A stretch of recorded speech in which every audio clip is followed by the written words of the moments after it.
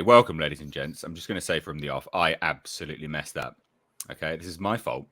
This is my bad.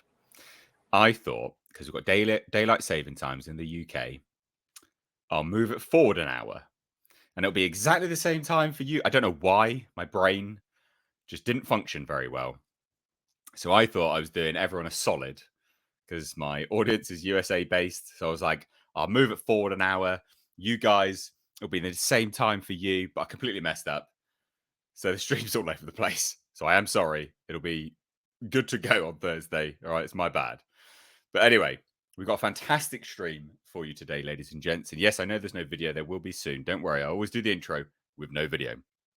So we've got so much to cover. We've got Henry quitting The Witcher. We want to dive into that because obviously there's quite a lot involved in that.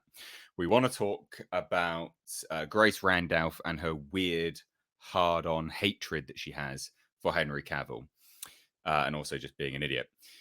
We also want to talk about Alien 4 director slamming Joss Whedon. Yes, there's an H in there. Yes, I messed it up. Apologies. My brain's clearly not working today. I don't think anybody cares about that so much. Yeah, I was going to say, don't defend Whedon, all right? Don't, what are you doing? We also need to talk about Friday the 13th getting a prequel series. And we also, ladies and gents, need to talk about Black Panther, Wakanda Forever, being the voice, Namor being the voice of the colonized, because why wouldn't you inject modern day, not even modern day politics, but modern day victimhood politics into your comic book movie? Why wouldn't you do that? Oh, and also Black Adam star Dwayne Johnson apparently is no fan of Shazam. So there's loads to unpack here. Loads to unpack, ladies and gents. But first and foremost, let's remove this and say hello to everyone. How are we all doing? We've got Paulie, my co-host with the Mo host. That makes any sense. How you doing, mate? You all right? I thought Mexicans were bad with time, but I told you, I'm like, the time's not right, Nate. I know. Look, I know. All right. I own it. I screwed it right up. I was like, I'm doing everyone a song. But I even said to you, I was like, yeah, no, because that could be the same time. You're like, I was like, okay. You know, you guys in London do shit differently. I'm like, all right, I'm gonna go with it. But then Tom, so welcome to the stream, Tom, again, another co-host here. Tom, I kind of figured it out pretty quick because of Andre. We have this problem every year, so. Well, you won't now because you've had me doing it, so you'll probably be on it this time. I knew exactly what you did. As soon as I saw the time, I'm like, I think he fucked up. I'm just gonna make sure he didn't mean to do that. So I didn't. I thought I was gonna be streaming till midnight. I was like, I'll do it for everyone. No worries. No, this way at least you don't have to stay up so late now. Oh dear. Even though it's a little bit later, but still. Yeah, Paulie is from the Latino Slant. We have Tom Connors from Midnight's Edge After Dark, and we got Nick. How you doing, Nick? Oh, you muted, might help if I unmuted my microphone. But yeah, I'm doing good. Nice to have you on. We've got Nick from Echo Base Network. So this is our kind of regular panel, I guess, for our Tuesday stream. So how is everyone? Everyone getting on all right? Daylight savings, not messing anyone else up? No, just me. Just me. All right then. Ours changes, I think, this Sunday, guys? Is it this Sunday? Yeah, the 6th. Yeah. Yep. Excellent. So I've only got one. And this is the fall back, so we gain an hour, right? Fall back, spring forward. So. So this is the one that ain't so bad. This is one everybody likes because we get an extra hour sleep. Yeah. So a few house rules just for everyone watching these streams. These are kind of new, and this is a new format, so I hope you guys enjoy it. But what is absolutely new is the second channel where these streams reside after the fact. So they go out on the main channel, but then afterwards they go to a second channel, which is called Mistake Reviews Live Archives. It's in the description box. Subscribe to it, and you'll find all full episodes of the streams in a playlist. They're unlisted, so they won't turn up in the video feed, but they're in a playlist. And then for those that can't watch these streams or, dive in and out of them and you want highlights, then there are highlight videos, clip videos. So hit subscribe to that channel. It's in the description box. Do me a solid, do everyone else a solid, support that channel and turn the bell notifications on. And also hit that thumbs up button on this video right now because it's the only way this video will get out there, especially because I've messed up the time like a pleb. So thumbs up, ladies and gents, would appreciate it. So What are we going to talk about first? I think we should probably talk about Henry Cavill, shouldn't we? Leaving The Witcher, because that kind of came out of nowhere, but also didn't come out of nowhere. So, Tom, what are your thoughts on this, mate? Well, here's the thing. I noticed a lot of people are like, "Oh, well, clearly he quit The Witcher because of Superman," and that I saw as a big no. He quit Witcher months ago. Otherwise, they wouldn't be announcing his replacement already. So yeah, we released a video on it, and I agree with Andre's take that this is something that's been done a while ago, and a lot of it probably had more to do with I can't remember the name of the writer, but there was a guy who did an interview. Was that who it was? Okay, yeah. Yeah, he he's had worked the on new the up and show. comer with Marvel now. Yeah, he's overdoing X-Men or whatever. So Blade as well. and he had kind of blatantly said they didn't take the source material seriously, and Henry Cavill, as we know, is a passionate fan, especially when it comes to gaming and stuff. So yeah, Stickler for the law. Honestly, I think they were deviating so much from what he felt was the source material or his usefulness to where he probably figured, fuck it. And he's got Highlander and other things going on that he don't need it. To him, I'm sure Highlander's the same kind of thing for him, and he's the star there, and he'll actually be in the movie. So that's always a plus. Connor McLeod. Although I always thought he'd be a good Kurgan, to be honest. But it may make an Not exception. bad. Connor McLeod as well. So yeah, what you're I mean, Paulie, what did you think? Did this come out of left field for you? Was this sort of like, are you shocked? Do you like The Witcher? What's your deal? I'm really a normie on The Witcher. I mean, yeah, but did you watch the series? I watched. I think I watched the first season. There's a lot of chi-chis, a lot of slaying and chicks and witchcraft and all that stuff. I don't know. It was fun. Toss a coin to your Witcher. All that stuff was fun. Yeah. But I haven't watched season 2. Now back to your question. Not that much of a fan of it then, basically. I guess not. I mean, yeah, it was. I don't know why. I remember that season 1 started off really slow, and then episode 5 really locked in. So I don't know why I never revisited season 2. But with this news, I mean, Henry's the man. We talked about this last week. So Nick, their loss. Huge loss, actually. So Nick, what are your thoughts on this? So I'm kind of in the same boat as Paulie here on this. Like, I watched the first season, but I didn't watch the second season. Coach watched the second season. He loves the series. I liked season 1. I liked Henry Cavill in that role. And this is a huge blow to that series because I think a lot of people are going to end up leaving because I thought he did a good job playing that role in that show. So, I mean, they already got a replacement for him, but it's just not going to be the same for fans that love this show moving forward, I think. Yeah. So what interesting note is that you guys checked out after season 1, right? I mean, that says a lot. That speaks volumes. And even though you're a fan of, you like Henry Cavill and things like that, but you still checked out, but him being the highlight of it. And I think you guys checking out is probably indicative of why most people are so, well, one, up in arms, but also why most people checked out was because he wasn't really in it. I do just have to address this real quick. Loads of people seem new to this Highlander news. I did videos on this back when it actually first was announced. So Henry Cavill is working with, he's going to be the Highlander, right? He's going to be in the new Highlander. It's Highlander remake. And I think it's with Chad Stahelski, one of the guys. Yeah, one of the John Wick guys, yeah. One of the John Wick guys, yeah. So it's Stahelski or the other one. So for those that don't know, I have done some videos on it. You can search for it, but there's not been that much news, right? The news is basically they're going to do a remake. They're looking for their Connor McLeod. And then Henry Cavill basically said, yeah, I'm going to be Connor McLeod. So that's kind of where we're at. We don't really know. Well, he was supposed to start shooting in April, but I don't know what happened that Probably The Witcher. Could have been, or I think it maybe have been he got sick or whatever it was. I also found that they were going back for rewrites, so it could have been the script needed some work. Yeah, true. Yeah, well, because do you want to do a shot-for-shot remake? How do you adapt it further, evolve it? Right. That sort of thing. And that's the thing. In this case, in this case, at least they don't have to fall into the trappings of Highlander 2 and actually set it up for at least a possible future. Yes. basically. Well, yeah. Right. So just to clear that up for those that were like, "What? Highlander?" Yeah, Highlander is a thing. But let's talk about this. So this is a Forbes article, and this notes what we were talking about, basically why he left. Not this one. So I've got another one there.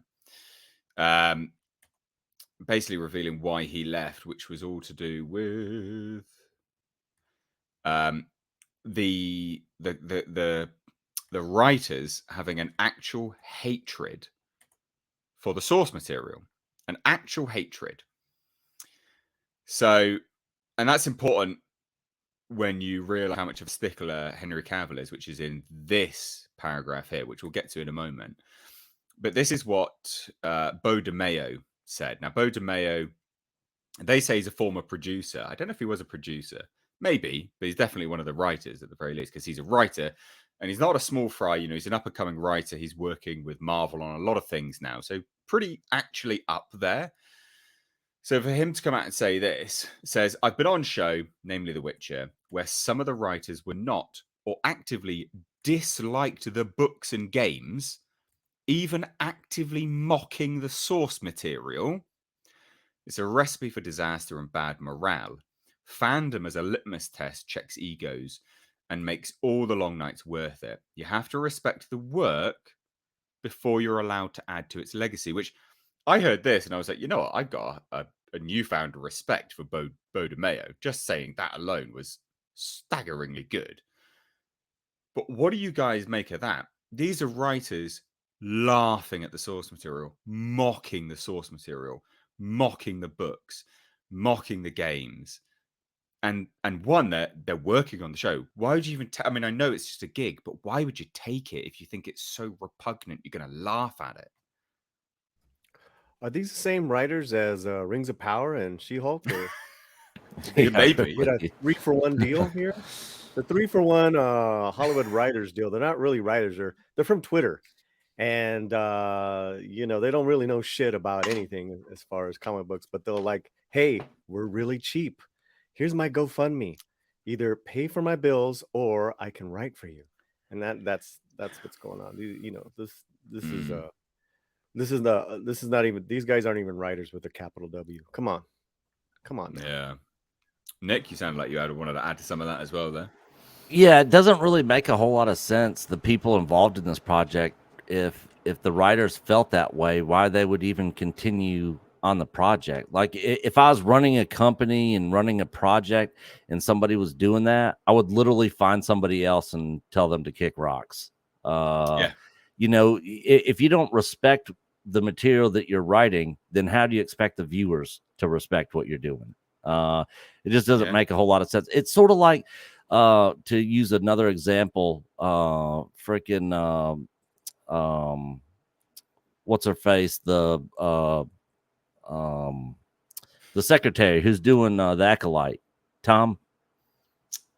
Yeah. Leslie Headland. Yeah, Leslie Headland. Yeah. You know, she doesn't really know Secretary of Star Wars, Weinstein. and she talked about getting writers and people to work on the project that don't know anything about it. I'm like, that doesn't make any sense. Why would you do that?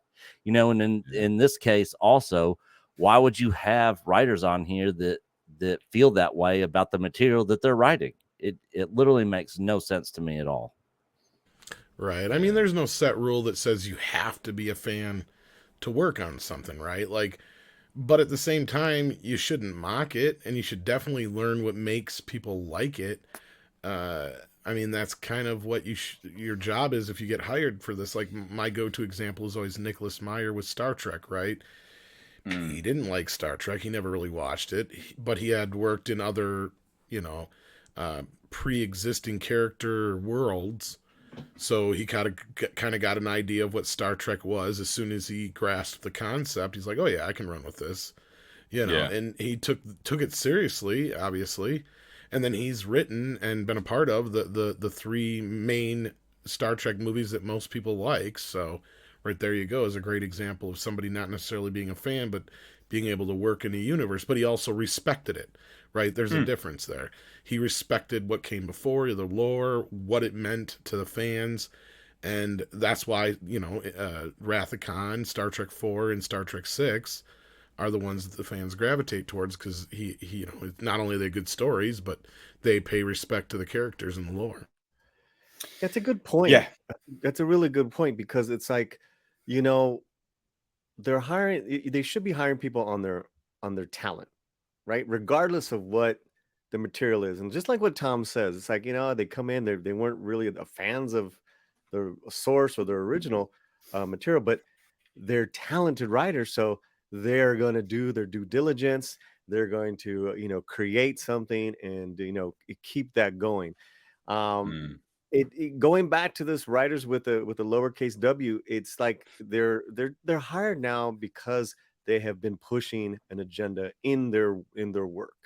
That's just what it is, guys. And it's you can see it in all the television that's been coming out lately. So, yeah, it's breathtaking. I was watching just what how you broke down the latest Lord of the Rings fiasco, with those guys talking about their show. Like, they know everything and all these Easter eggs, and the language of what was written. It's like mamadas. You know what that means? Mamadas means bullshit. You don't know shit about the source, and it's so evident. And so that's just the same thing here, Nate. Yeah. And I think, this gives me a lot more respect for Beau D'Amonis, and you have to respect the work. You have to respect the work before you're allowed to add to its legacy. I love that. I think that's great. But the reason why this matters so much with Henry Cavill, and the reason why he left The Witcher, is because of this statement here. And this statement, there's a lot actually in here that is kind of not immediately apparent, right? So he says, as far as the preparation goes, coming into this, I wanted the character to have a closer relationship to the character in the books. I wanted him to be more book accurate. And so it's more to do with making sure and campaigning. He had to campaign for him to sound more intellectual and philosophical, and to have an emotional side as well, rather than just be a grumpy snowman. Well, yeah, because the show's not about him. Henry Cavill had to campaign to have Geralt of Rivia as a nuanced character rather than a boring archetype. That speaks volumes, doesn't it? He had to and by the way, he had to campaign to get that. And then he says, every day I was pushing this stuff. As far as prep goes, at the present, he can be a little uncommunicative, and obviously, and I'm still working on that, obviously.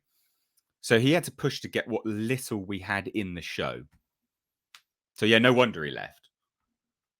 No wonder. You got people writing it that absolutely hate the material, and then he's having a campaign to get any semblance of... I mean, it's Henry Cavill. He shouldn't have to campaign, right? Like, no, you should just be like, oh, you're the star? Right, okay. You want to do this? Right, okay. Oh, well, let's see how we can make that work. Exactly, right? Yeah, that's got to be really frustrating for him as an actor, especially since he's a fan of the source material anyways, and read the books and knows the character, and then they give him something else that doesn't match up. That had to have been frustrating for him. Massively. But you'd think as well, like, he was one of the main reasons that show even got greenlit. Like, he was kind of hassling them to make it, I think, if I remember rightly. The general audience outside of gamers had no idea what a fuck a Witcher was. Yeah. Before that. Yeah. Like, Henry Cavill brought eyeballs to that show that it never would have before. Yeah, I agree. Yeah. This kind of reminds me, I just read an interview with the director of Nightmare Before Christmas, and he was bitching about how it's Tim Burton's Nightmare Before Christmas. It's like, yeah, well, motherfucker wrote it and designed all the goddamn characters. It was basically work for hire. Just be happy you've been able to create a career after that. That was a step up. Instead, you're sitting here griping because Tim Burton got all the fucking notoriety. Duh! Because it was Tim Burton. It's the same thing here. First writing gig or what? Well, no, he didn't direct the actual movie. Most people think Tim Burton directed The Nightmare Before Christmas. It was an animation director, the guy who went on to do Coraline or whatever, and James and the Giant Peach and all that kind of stuff. But like, really, at the end of the day, it was more or less a work for hire job for him. He was coming in to facilitate Tim Burton's vision and put that on the screen, basically. That's it. Like, to me, like, you're griping about the leg up you got in the industry to get where you're at now. If it wasn't for that movie, you'd have never got to make Coraline or any of the other stuff that you have been able to make that you got notoriety for. The Witcher's the same thing here. There's buttloads of soccer moms and and empty nest women who had no fucking clue what this thing was before Henry Cavill was a part of it. But let me tell you what, they love it because of him. and their loss. I mean, they're lucky they got one of the Hemsworth boys to stand in for him, but I don't know how much that's going to really help. Well, see, the thing is, I think what's sad about this, right? Like, unequivocally, the viewership for The Witcher is going to tank now, right? We know it's going to tank. It just is. I don't think the studio is banking on it tanking quite as much as it's going to, but it is. It's going to fall off a cliff because I don't think the studio or anyone else is really quite acutely aware with how much of a draw Henry Cavill actually is. He's one of the few people that can actually be a draw. I mean, you've got to look at it from a perspective of, everyone is like, yeah, Henry Cavill definitely come back as Superman. And yet him as Superman, he's given us quite, they've been mediocre kind of films, realistically. If you're looking at it, objectively, they have been kind of mediocre films. Man of Steel, not universally loved. I quite like that film. But his appearances as Superman have not been stellar. And yet people are so forgiving of him because they like him and they like him in the role. They're like, yeah, please come back. And that's a testament to his charisma, his star power. And it's going to be the same thing here. The studio doesn't know quite what they have. It's going to go and they're going to go, shit. But they're going to blame Liam Hemsworth, which I think is the true sad thing here, is they'll blame Liam Hemsworth for it falling off a cliff rather than them being idiots and pushing away the main star. Yeah, which is sad because if the writing was actually worth a shit and the show was good, it shouldn't matter. No. Did you watch the second season, Tom or Nate? No, I've not watched it at all. What'd you think of the second season? It was better because there was more of him. That was the thing. It was more coherent because season one was very much all over the place, timelines, distances, people, and they were all kind of building to this convergence. And season two felt a bit more cohesive, but I'm not familiar with the source material, but it felt more cohesive, worked together. So I think they're shit out of luck with this, and no wonder he left. No wonder people mocking the material. Yeah, no wonder he left. No wonder. But I know. No, and the timing of the announcement was just to make it look like he did it for Superman. That's all. Yeah, you're right. Yeah, I mean, yeah. So you raise a very good point. So Liam Hemsworth, I think, is at the moment currently in Australia shooting a film called Land of the Bad. So this would have been, I think he's in. I know a Hemsworth brother is just one of the Hemsworths, but he's not. He's not around anyway. Like he's on shoot at the moment because it's with a director that I've interviewed here on the channel before, William Eubank. So, I sort of chit chat to William and sort of know what he's up to and stuff. And he's obviously doing that. So he's not around anyway. He's working really long days. So it is very much a timing thing. Can you imagine having to grovel or at least announce it at a certain point and just sort of be like, oh, when can we actually release it? Oh, Henry, you can't really say anything. Oh, God, what an absolute shit show. What an absolute shit show. What a joke. Yeah, I'm curious how long this has kind of been in the works of him leaving and how long they've known that he was leaving the show. I'd imagine a while. Yeah, I would think so. This deal with Liam was done weeks ago, if not more. Right? And we've got enough proof now that from what I had heard is probably true that this deal with Cavill wasn't signed until late last week. So yeah. Or before the announcement, I mean the week before, sorry. Yeah, well, we'd both been saying that, hadn't we? Basically, so yeah, I think we'll shuffle on past that now, ladies and gents, and panel. Well, just on the other note, I mean, he did come out and talk a little bit more about how because going off of what he had said about how he feels about how his character in The Witcher was treated.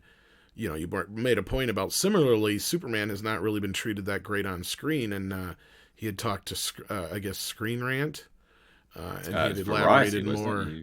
Well, Variety reposted it, I guess, reading it here. It was an interview with Screen Rant originally. But Do you yeah, want to you know, share your screen? I'll get you to. sure, I can do that. He elaborated a little bit more on what he meant on the Instagram post, and he says his goal for Superman is to make fans feel like they can fly and protect others. That's his goal. So yeah, it kind of goes along with what we've been hearing. We're going to get a more traditional Superman, basically. So what's the actual quote? What did he say? Let's see here. The actor said inspiring fans is the most important factor behind his long-awaited Superman return. There's so much in the way of conversations to be had. Obviously, I have a very close connection to the character. There's so many extraordinary special... and when asked about coming back, he said there's something extraordinarily special about him, extraordinarily special about his capacity to love and to give and to love. I don't mean romantically. I mean his love for Earth and for people who live here, and to make people feel powerful, to make people feel like Superman themselves. I have plenty of desires for this, of course, which will be discussed more in time, but the most important thing, which I will be aiming for, is for the audience to leave the cinema and feel like they can fly, to feel like they can protect, and feel like they want to give everyone else, they want to give to everyone else. Sorry. That would be my goal. So You know, it does a full quote. Does sound like he's got an air of creative control over this, which is what he was vying for before, doesn't it? Because you remember before it was he won't come back until he has some story say. Yep. He was making demands for story say because he wasn't happy with where the character was going. This pretty much says that. Like reading between the lines. It's not really reading between the lines. I mean, he's literally saying, yeah, I've got ideas where this is going to go. We're going to talk about that later. Tom, what do you think? Sorry, I thought I was unmuted. Yeah, no, I feel like this is pretty much what we've been, at least I think you've been hearing too, and what I've been hearing is that we're going to get a more traditional Superman, and yes, that he wanted more control. He wasn't going to sign on until they had a plan. We've been hearing about a 10-year plan. 4-picture deal is what we heard. Sounds about right. That'll take him out through about 10 years. And yeah, I mean, that leaves him open to do Highlander, or if that falls through, he can still do something else besides that, because I think he's got a couple other things he's still working on. He's got a Guy Ritchie film coming up now where he's going to be playing a spy with Isa Gonzalez. And then he doesn't that Enola Holmes show and some other stuff too. So yeah, he's got a fair amount actually in the works. Yeah. So it's not like he's not going to be busy, but no, I think that he wants to have control over this. I have a feeling we're not going to see Zack Snyder anywhere near this movie, even though Zack tried to tease some bullshit out on Twitter. I gave him some shit. You're going to annoy people now, Tom. I know, but I told him to knock it off. It's his fault. He's giving everybody false hope. I mean, there is nothing in anything I've ever heard to lead me to believe that Zack Snyder is coming back in any fucking capacity. And not only that, I've been told in no uncertain terms that they keep calling it the Snyder Trilogy for a reason, and that Justice League is the theatrical cut anyway, is the canon, no matter what, going forward. So it doesn't matter how you feel about it, it's just that's what it is. And I know that might even springboard into your next story about Joss Whedon, but yeah, that's the fact of the matter. As far as Warner Brothers is concerned, that's the canon. Yeah. I think Snyder's just trying to rustle up the whole Snyderverse crew, and fans out there, and get them all riled up, and try to get Warner Brothers try to get them to force Warner Brothers' hand to kind of let him be a part of it again, moving forward. And I don't see it happening, just like what Tom said. Yeah, I can't see. So I don't want to get too into the sort of Zack Snyder business because it detracts from the main point that we're sort of talking about there. But I can't see him coming back, and I can't see David Zaslav thinking that's a profitable move either, quite frankly, because it hasn't proven to be profitable. But to go back to Henry Cavill's comments on, a joyful, inspiring Superman, I love the sound of that. I think that's great. And I think that that's what, when you think about Superman, that's what you think about.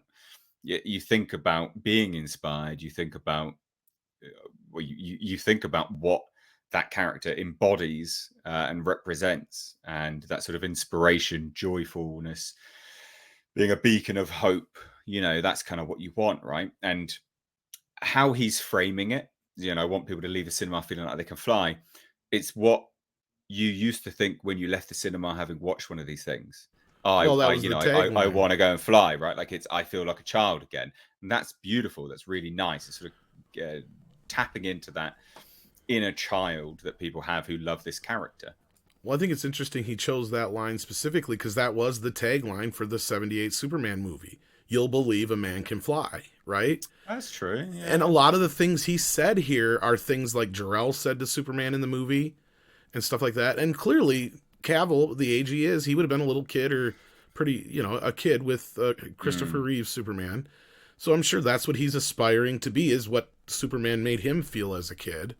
And that's what Superman needs to be. And Donner got it right because he said it flat out. You don't change what Superman is. He's Americana. He's apple pie.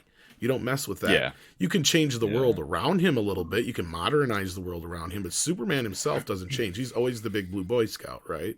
So that's just what he is. Truth, justice, and American way. That's Superman, period. Yeah. Yeah. I really like his comments. I've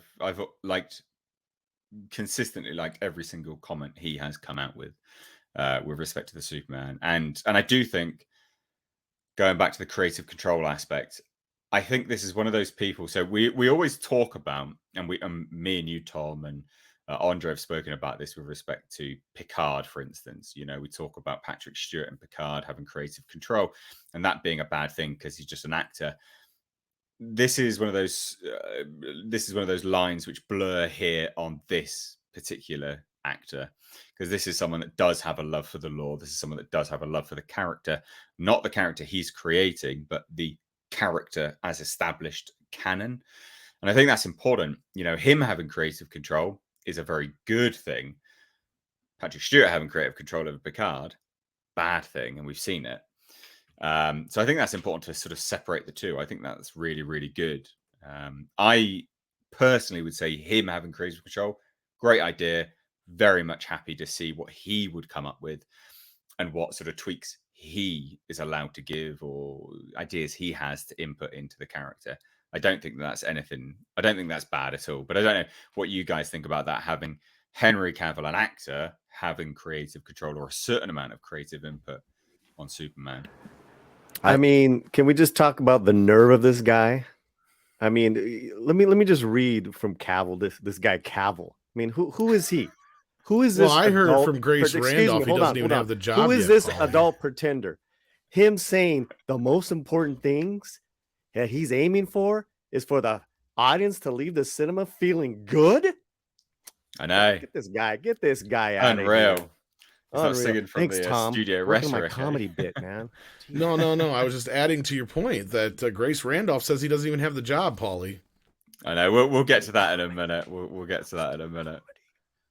But yeah, you're right. Like, this is someone that is very much for the Nick fans, was going to say something too. Sorry. Yeah, I was just going to say, in most cases, having the actor have some bit of creative control is probably not a good idea at all. But I would say in this case, it's fine just because he's such a fan of the actual established character, like you were saying, Nate, a minute ago. Yeah. So, and, a lot of fans weren't happy with the portrayal of Superman. He wasn't happy with the portrayal of Superman, and he basically wasn't going to come back unless they got somebody else involved and he could at least get some approval and get his thoughts and ideas worked in with them moving forward.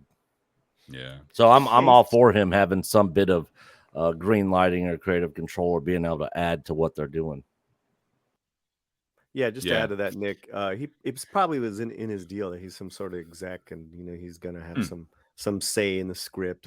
I don't think that's a problem as long as it's part of a good creative group moving forward. Too bad we can't see those deals in writing. Nah, what's all written in them. Right. Agree with that, and we'll segue off onto that in a moment because there's some funny topics with Grace Randolph claiming that he's a liar and all this bollocks. But we'll get to that in a moment. We do got to get to some super chats because we have quite a lot come through, and we're going to miss them all otherwise. So let's get through to some super chats, ladies and gents. If you want to support the stream, you want to support the channel, and obviously what we're doing here with the this panel, this guest, these live streams, whatever it is. Literally keeping the lights on. Super chats are a really good way, and it's a good way to involve yourself in the conversation. So please do. You don't have to, obviously, but if you want to, you can. So Night King 01 sent $9.99 and says, I have a thought about what that Witcher producer said. There are some cases where you don't have to be a fan to add to a show's legacy. Just respect it. Case and point, Nicholas Meyer with Star Trek. So yeah, you're right. I mean, he the producer or the writer, Boda Mayer, didn't say that you had to be a fan. It was more the respect aspect, wasn't it? It was that you have to. And this is my what's come go-to before point, it to add to it moving forwards. So yeah, I mean, you're completely right. Like case in point, Nicholas Meyer with Star Trek. Yeah, you are completely right there. I don't think anyone would disagree, guys. No, and I didn't mean to make it sound like I stole his point. That is usually the go-to I used. So yeah, no, thank you, Night King, and I'm sure he's a listener as well, so he may have heard us make the point before too. But no, it's exactly what I said. Respect. That's what it boils down to. And these guys clearly didn't respect The Witcher at all. So yeah, I agree. and that's going to be offensive to fans, isn't it? And as Henry Cavill was a fan, he was going to be offended by that. Brian S. Paskin sent €5 and says, sometimes the writers should listen to the actors. Not all criticism is about being a prima donna. No, exactly. 100%. Yeah, we can understand where actors absolutely are prima donnas, and are they predisposed to being prima donnas? Yeah, I've worked with actors. I've shot short films. And are they prima donnas? Yeah, they're a pain in the ass. Like, there's no doubt about that. They're a pain in the ass.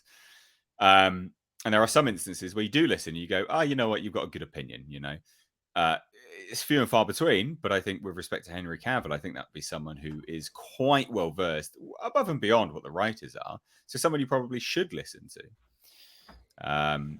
Again, sometimes that pain in the ass can probably be a side effect, though, of actors being so in touch with their emotions, I imagine. Sometimes. To me, my experience was it's just pure narcissism, mate. I was trying to give some actors the benefit of the doubt, but yeah. No, well, I'm just in my experience, the individuals I've worked with, it was just raging pure narcissism. Oh, you're probably That's right. all it was. I mean, it was insane. I've never met any just outrageous.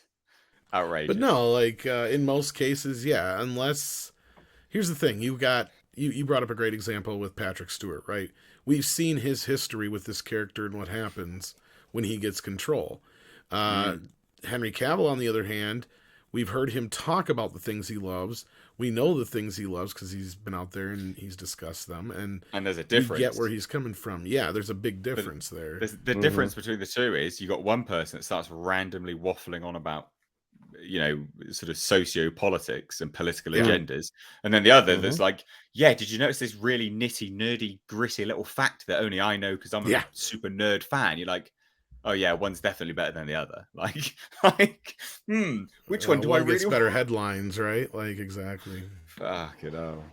Yeah, it's an interesting thing. I actually agree with both you guys because acting is an art form that the default is that you have to be emotionally vulnerable to take it to the character, right? Which Tom was trying to give the actor a pass. You had a horrible experience because I know you're close to an actor. I know I'm not tarring everyone with the same. No. But the point I was gonna make, Nate, is that both you guys are right.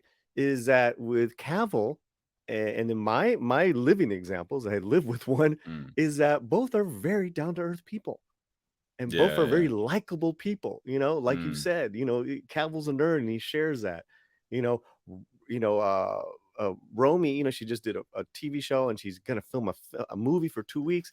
She keeps her day to day and her nose to the ground. It's just like that's what you want, but you don't get that. Yeah. Too bad Lucasfilm didn't listen to Mark Hamill during those sequel trilogies. Again, that's right. another example, isn't it? That's someone else, right? Yeah, he was complaining the whole time, and they basically just told him to shut up and go away. Yeah, so another good example.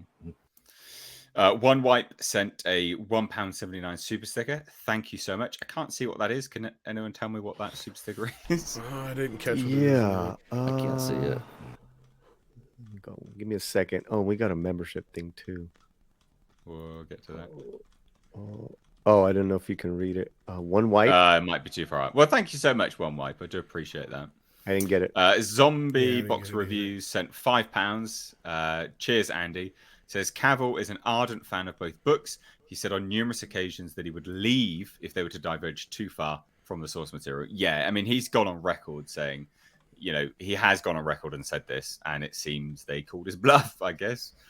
Well, it sounds like he's not the only one who left either, right? Obviously, this other writer and stuff left. And both people on to bigger and better things as well. So, yeah. There's not... I think Cavill will still do Highlander. Should he? I definitely think he should. I think it's important that he diversifies what he's doing personally. So yeah, he doesn't want to end up getting typecast by only playing like one type role. And the thing is, he's just had announced a Guy Ritchie film where he's going to be playing a spy. I think that sounds great. I'm really looking forward to that. I'm all in for that as well. So yeah, I think he should be. I think he should do the Highlander, and I think as well, working with someone who's involved in the John Wick franchise will give us, the audience, a new dimension to him as an actor because of how he's going to do the physicality aspect.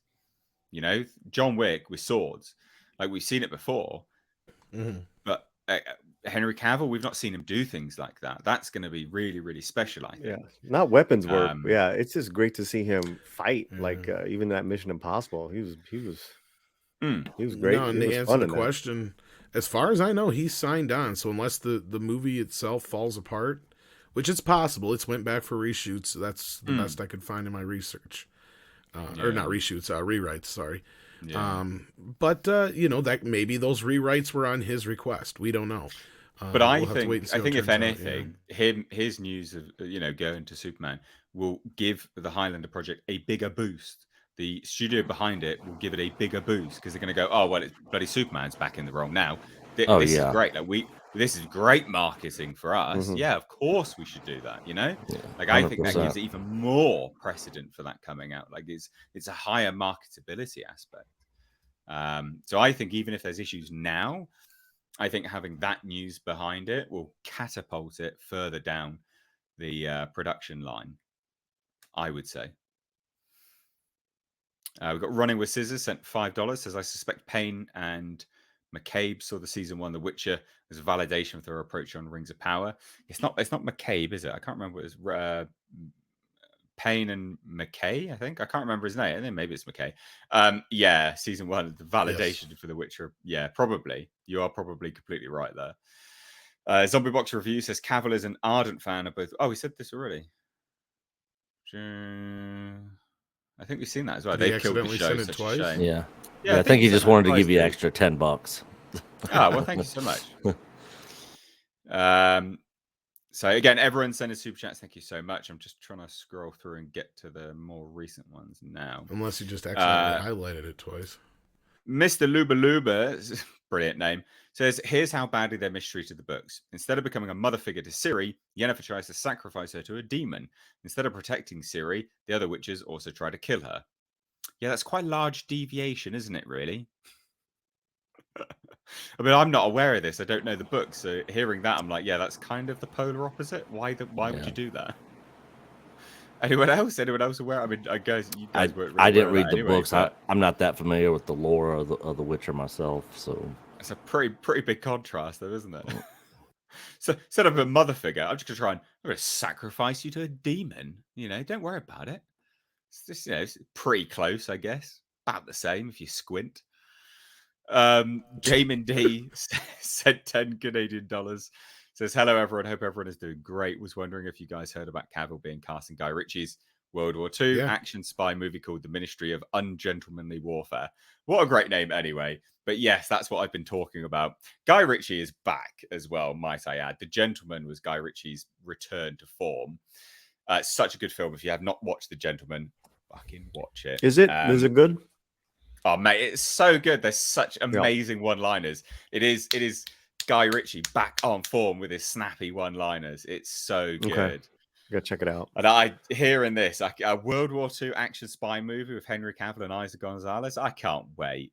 That's great. Sounds good. It's kind of like bang Cavill up for keeps that. taking these spy movie roles. He's like, if you're not going to make me Bond, I'll just be my own Yeah. Bond kind of thing. Yeah. I'll be Bond by proxy. I'll just show him up in doing other spy roles. It's fine. I mean, that is so good, so good. Night King 01 says this happened with that guy who played Barristan Selmy on Game of Thrones. He was a book fan and begged them to change it, and they killed him off. Also, Jamie's actor got into fights with D&D about that. Oh, really? See, I wasn't aware of this. I wasn't Yeah, I massive. didn't know that either. I wasn't like Wow. huge on Game of Thrones when it was out. I watched it after the fact. I think I was actually. I think I might. I'm have watching been, it right now. I'm traveling rewatching it right around. now. Yeah, I think I was traveling around the world when it initially came out, so I wasn't really. I was working around the world, so I wasn't Mr. really H able was to watch fighting stuff. around the world. It's a good South Park reference. I like it. Gary sent £10. Says the only Snyder movie I like is 300. Watchmen was too dark, but I let him off because the source material was. Hated Sucker Punch because I expected sexy badass woman, but it was dark and depressing, and I hated DC. Oh, I can't read that out. Oh, people are gonna hate me. I mean, People are gonna start getting riled up now. do you want me to lay it down with the numbers here? I mean, I could. We don't. It's all good. We don't rile people up too much. No, I don't wanna get too many Nick people pissy. Holdus said 449 says another example of someone who isn't a fan of a franchise but has made some good products is Tony Gilroy with Andor and Rogue One. You are completely right. Yeah. So this is someone who's not a fan of Star Wars, doesn't really care about Star Wars, but he's like, this is a good story that would fit in Star Wars. Let's do that. And I really like Andor. I know loads of people don't. I really like it. And I think Tony Gilroy is fantastic with Star Wars and has done wonders in my eyes for Star Wars. Not obviously the wider eyes. It doesn't really matter, but whatever. You're right. And Yeah, then I'm a big Andor fan. yeah, we're few and far between, my dude. We are. Jonathan It's all King right. sent $9.99. Says thank you for setting the correct expectation of Black Adam. I saw it this weekend and had a blast. It was fun. You are most welcome, Jonathan, my dude. I'm more than happy. I mean, I just give my opinion on things, right? So, I was just like, look, it is what it is. Pretty fun film. It's not, it's not credible or anything like that, but it was fun. It was entertaining. Go watch it. Like it's a good laugh, I guess. And I try to do that with most of my reviews. If I like it, I give an aspect of why I like it and in what context. Because the thing is, most people will happily chomp down on McDonald's, but we all know McDonald's is shit. So that's us enjoying a shit product and presenting the context of why we enjoy it. It's the same as an entertaining movie, which may not be, objectively an Oscar performer film, right? Like we can enjoy something, but we must contextualize, especially as a reviewer. I think it's important to contextualize why you enjoy it. So you present it to the audience in a way that they can then go, well, I can probably enjoy that too. You make your own mind up ultimately, but I like to try to contextualize my enjoyment for something.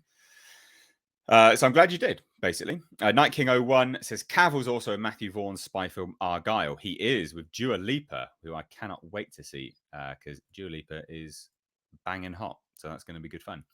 Anyway, moving on. Let's talk about Grace Randolph. Oh, Grace. Oh, Grace. Oh, Grace. The most ungraceful individual. Grace Randolph, the buck-toothed liar, had Jeez. another lie to tell. Sorry, am I being too? I don't agree. I don't disagree with her all the time. I just disagree with her most of the time. Most of the time, yeah. Look, Grace Randolph has a bizarre hatred for Henry Cavill. There's no two ways about it. She literally hates Henry Cavill. Maybe she asked him out. Well, so yeah. The thing is, she literally calls him a liar. Wow. By saying, all he's saying, it's just hype. He's actually only going to be in The Flash. Wow. Yeah, okay. No worries. Yeah, he's going to be ruining his reputation with the fans, which is basically, the reason why he keeps getting all these jobs, just because reasons, him trying to get the job, is it? He could have done this years ago. Why would he choose now to do it? He could have done it years ago if that's what he was going to do. He could have been hyping the fans up years ago. Like, what? I don't understand her weird hatred for it. Can anyone justify anyone? Should I get into the story? Then you can give your opinion on it because it's just insane. To me, it's just mad. I don't understand it. So basically, he posted that thing to Instagram saying, "Thank you, everyone. There's going to be many, many more. Literally, thank you for your patience. It will be rewarded. This is a small taste of things to come." And now he's doing all these interviews as well, mind you. Remember, he's doing all these interviews saying, "Yeah, there's more ideas. There's going to be an inspired Superman." We had I think it was Deadline or Hollywood Reporter or even Variety Report saying, "Yeah, Man of Steel 2 is now being fast tracked. They've got a producer. They've already got a producer. We just need to get a writer." Got all these things, and then Grace is like, "Everyone but me is lying." Fuck off, Grace. What are you talking about? Literally everyone but you is lying, are they? Literally everyone but you. Never mind. It's just hype, but still nice of Henry Cavill to do this for the fans. What, lie to people? Anyone? Anyone? Can anyone justify this? Can anyone try to get into her mind and figure out why? What a weird stance to have. I think she's just off her rocker. I mean, I have no other explanation. Did she even look into or research anything that was said or talked about on any of this? Didn't he just announce he's back and there are more things to come? I don't understand. Are you saying he's just referring to the cameo? Yeah, Flash. He has no contract for anything else. Well, I've heard otherwise. And so's Tom. And so's loads of other people. So's people that have said, yeah, man, a lot of different sources now. Yeah. Like, it's not exactly a small, it's not exactly the most unreputable people saying it. Like, I have a very good track record from sources. Everything I said about Hellraiser was completely true. Everything I've said about most things is completely true. If I say it came from my source, I will vouch for them. I don't think I've been wrong on anything. Texas Chainsaw Massacre I revealed like a year and a half before its release. Bloody Candyman I revealed like a year before its release. What? Literally no one else is saying this but Grace Randolph. Is she just trying to be a contrarian? Is that what it is? But that or she reported something to the contrary like a few weeks ago, maybe? I don't know. Because yes, she's gonna come back and bite her in the ass. She wasn't wrong like 2 weeks ago, because as I was told and kept maintaining that he is in the Black Adam movie, but he hadn't signed a deal yet. He wanted to hear a pitch. And then we got our answer when, James Gunn signed on. Next thing you know, Henry Cavill basically announcing the future of Superman and things to come. Sure sounds like he's got a contract to me. They even pulled this shot that he put out there. We come to find out it wasn't even some old like this one.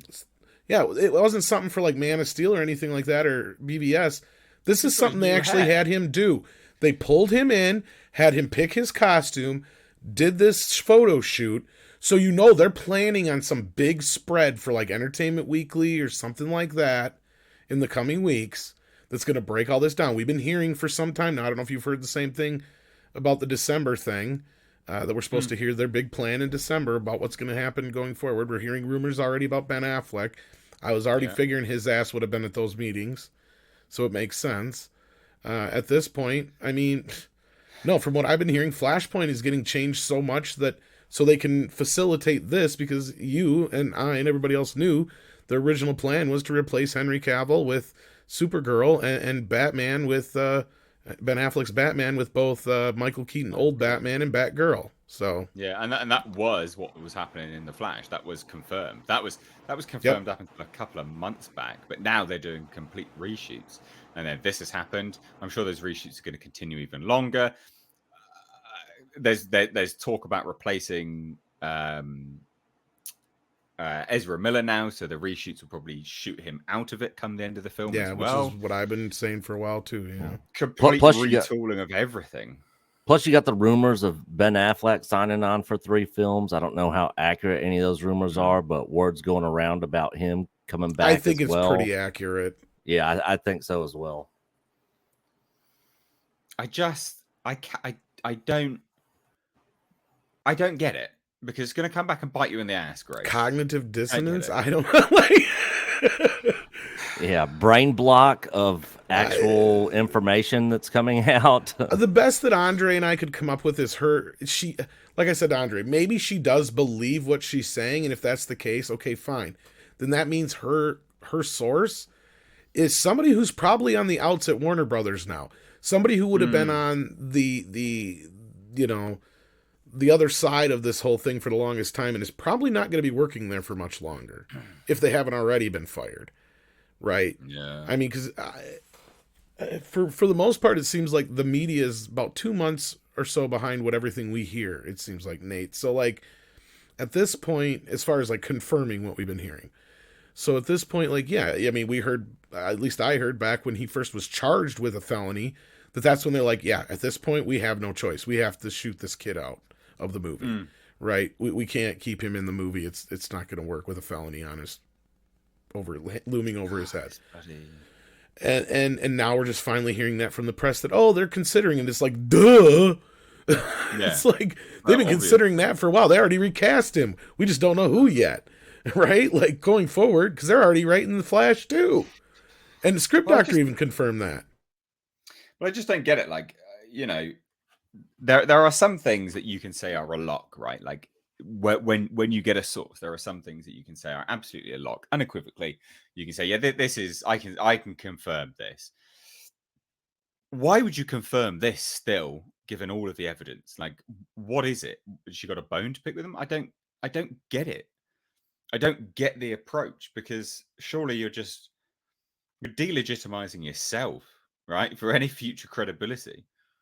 You're ruining your own credibility moving forwards. Like, why would you do this? Nick, you got anything to say to this? No one knows. No one knows why. I mean, nothing other than what I've already said. I think she's. I think you brought up a good point of, you know, maybe she does actually believe what she's saying, and it would make sense if she was getting her information from somebody that's on the outs, you know, and actually isn't in the know anymore when it comes to DC moving forward. So, yeah. Well, anyway, I thought that would make a good end to our sort of Henry Cavill discussion. Grace Randolph literally calling Henry Cavill one of the most likable comic book actors at the moment a liar. Doing yourself favors there, Grace. You're making yourself look real good. Making yourself seem real likable. Yes, love. Yes. No, obviously not. She's an idiot. That's my take. Just, I mean, short and sweet. I'm not going to try to be take. mean, but yeah, it's just, it is what it is at this point. Yeah. So let's stay on top of these super chats, ladies and gents, just real quick. Yeah. Just to say as well, because we got loads of support coming through. This is fantastic. Thank you all so much. Please do hit that thumbs up button. We've got 667 people watching, which is exceptionally good. It's double what we were getting last week. So this is amazing. Thank you. We're bringing live streams back. This is a new format. I worked really hard to get regular co-hosts so you guys can keep coming back and enjoy specific people on certain days. This is our Tuesday panel, pretty much locked in anyway. We've got a Thursday panel, pretty much similar, but different people sort of drop in, and I've got confirmed stuff. I've got a second channel for all of this because it goes out on the main channel, but then after the fact, these videos are clipped, highlight topic videos, because again, some people don't have time to watch 2 hours or whatever it is as a stream. So if you want to watch just the topics, Miss the H Reviews live archives, it's in the description box. Hit that subscribe and turn the bell notifications on. But if you want to support whilst we're doing this and during the conversation, super chats. So we've got Planar Aspect sent $2 and says Yen never lost her magic in the books. Again, Yennefer, pretty key change of law there as well. Going back to The Witcher, Heather S sent $9.99, says I think that she was poisoned by previous Warner Brothers executives who obviously were trying to destroy Cavill by claiming that he was difficult to work with in previous films. Yeah, maybe that's the case, right? Maybe Grace's opinion comes from that aspect of stuff rather than, that's actually a good point, to be fair. That is a really valid point, because that was the rhetoric that was coming out before, was that he was difficult to work with and things from certain individuals. Maybe her source was from their camp, and obviously they're gone now, so that actually makes a lot of sense. Two that would be the same together. Yeah, that'd be the same people I was kind of saying, and the main spearheaders would be Sarnoff, Hamada, and Toby Emmerich, who basically kept him persona non grata for years. Yeah. Zombie Box Review says she wanted to give Superman a super blow, and he said no. Hi-oh. The Mega Wing Zero sent $5. Says I want them to show that Superman cares about people instead of the mindless punch and explosion fest. Henry Cavill may have turned her down one time. Yeah, it does seem it is a bit like a woman's scorned situation, doesn't it? Seems it. Obviously, it's not, but it seems it. It seems that kind of thing. Which is just infinitely comical. Vincenzo Santaniello sent $5. Says for what it's worth, everyone in the theater cheered over Henry Cavill and Black Adam. Circle of friends enjoyed the cameo too. Yeah, it was the same in my theater. Everyone was like, "Woo, yeah!" Like there across was a the globe. hype. Yeah, there was a palpable anticipation for it. Near universal, I think. Gary sent £5. Says she said because Gunn was friends with Snyder, he will make DCEU dark like Snyder did, and he will have Peacemaker's adult humor and everything. I hope not. I don't think it. I don't think he will. I just disagree that James Gunn would do that, but maybe. I doubt it though. Snail Messiah sent something. I don't know what that is, but 20 of that something. Says bringing back dressing gown Fridays. No, because we're doing a new format of live streams. Dress gown Fridays was like a funny sort of dress gimmick, gown Friday. I know. Well, no. What is that? Where you dress up in a dress or something? No, you literally wear a dressing gown, which is in the UK. It's like a robe. It's like a night robe. Oh, okay. Unisex night robe. It was like a funny sort of gimmick thing. Yeah, it was just like a chilled out thing. And I used to get drunk on Fridays, so it was a bit of fun. But no, we won't be doing that because we don't stream on Fridays anymore because I do other things. Matt R sent $5 and says, a long time fan of the channel. So happy I caught your live stream. Cheers. Well, thank you. Nice. But you don't have to catch it live. Mistakes Reviews live archives down below in the description box. Nikki, nice to have you on. Sent $5. Says maybe that's why she talked about John Cena's pee so much, in case Henry was listening. What? Oh, She's talked Nikki, about John Cena's dick. Has she? Has she talked about John Cena's dick? Is that what's happened here? Because Grace talked about that. That is bizarre. I think John Cena's a bit of a man whore. I mean, he did sleep with Amy Schumer, so. No. Ooh, yeah. Gross. Yeah. Gross. I'm glad I don't know this stuff. Why do you know this stuff? Yeah, Tom. I don't always want to know these things. It's sometimes you just. It was out there in have the the rumor mill. unfortunate- What was that? Like a year or two? No, he confirmed it. He confirmed it. They had sex during their sex scene in that movie. That's right. Yeah, it was. Yeah, That's during porno, the filming. So it was literally a porno. Mm-hmm. No condom. Anyway, he said. Moving on. Yeah. Brewing Sailor sent $5. Says, given what we know about the Witcher writers, it wouldn't surprise me if Cavill was difficult to work with at DC. They wanted to make crap, and he didn't.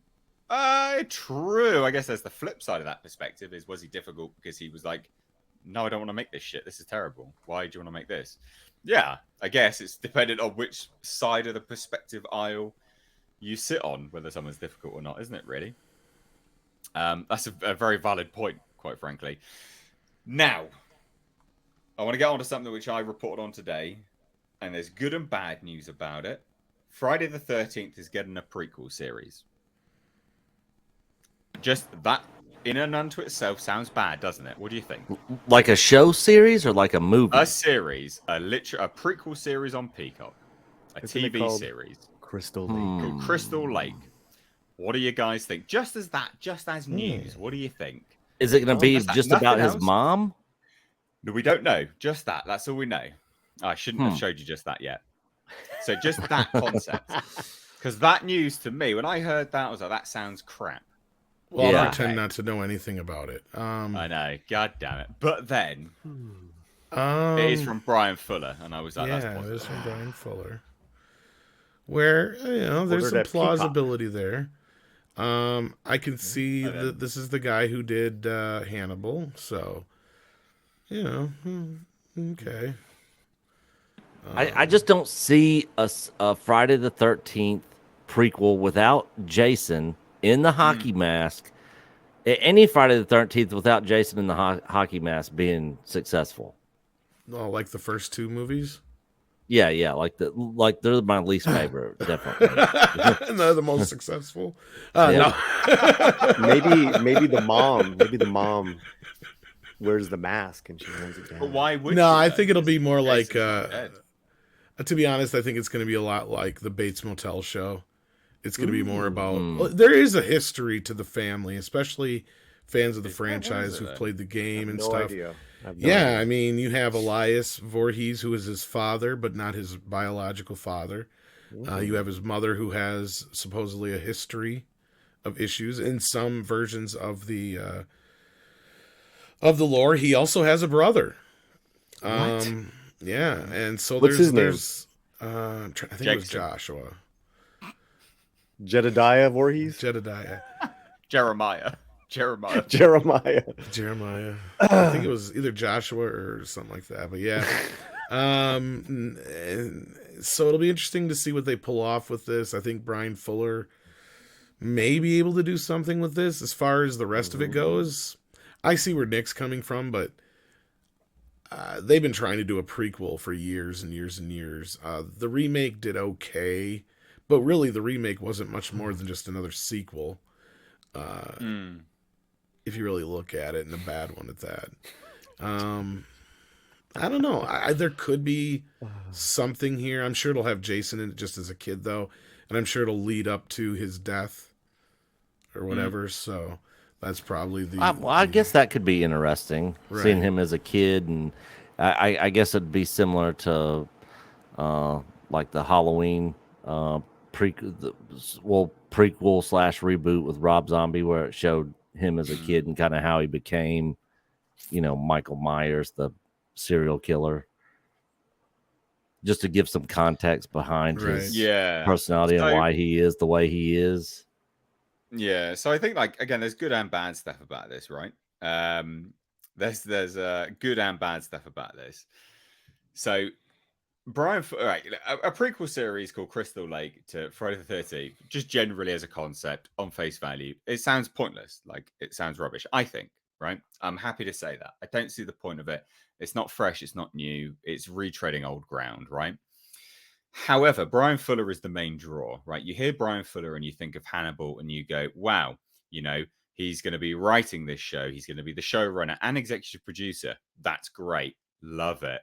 But then you hear what Susan Rovner, chairman of entertainment at NBC Universal Television, has to say about this.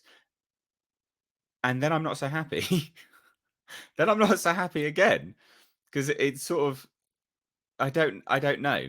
Friday the 13th is one of the most iconic horror franchises in movie history. So she understands it's a horror franchise, right? And we were dying to revisit this story with our upcoming drama series. So you're going to take a horror series and turn it into a drama prequel. Interesting. Well, that's what she's saying. She's differentiating Yeah. between a horror franchise and a drama series. That doesn't sound great, does it? No. Right? It doesn't sound that great. And that really quells my expectations. Quells my excitement, right? My PP no hard. We can't wait to get to work with Brian Fuller, a gifted visionary creator who I've had the pleasure of being a longtime friend and collaborator, along with our incredible partners at A24. Then my excitement goes up again a little bit. I'm like, A24? Yeah, man, this roller coaster ride is up and down, but A24 is good, right? You like A24, ladies and gents? Yeah, they are. They're known to have Alright, a bit of a alright. pedigree. I don't But here's the thing: jump is up like, all it. No, wait. how wait, would I've you- got more. No. This roller coaster gets worse. Wait, it ends on a low. In this updated version for Peacock. Why are you updating it? It's a prequel. Updated drama series prequel, Crystal Lake. There you go. That's the end of the roller coaster ride, ladies and gents. Up, down, side to side. What do you think? Doesn't sound good, does it?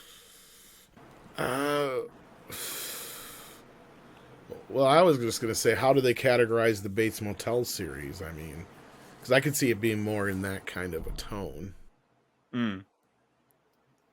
Yeah, and plus what Tom was saying earlier, and me thinking about them doing, I guess if they're going to do a prequel where it shows him as a kid and his family, and it shows how dysfunctional they are and him being bullied or whatever, I guess that could be more of like a drama side of things. And then it kind of shows, because of the drama of that, then he turns into, Jason the serial killer, so I mean, I guess I could see why they're saying it's going to be a drama if that's the direction they're going.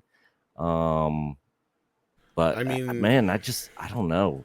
I mean, unless they're going to take the 50s and update that to the 80s, maybe I could see. So they're like setting But then up is it a for... prequel?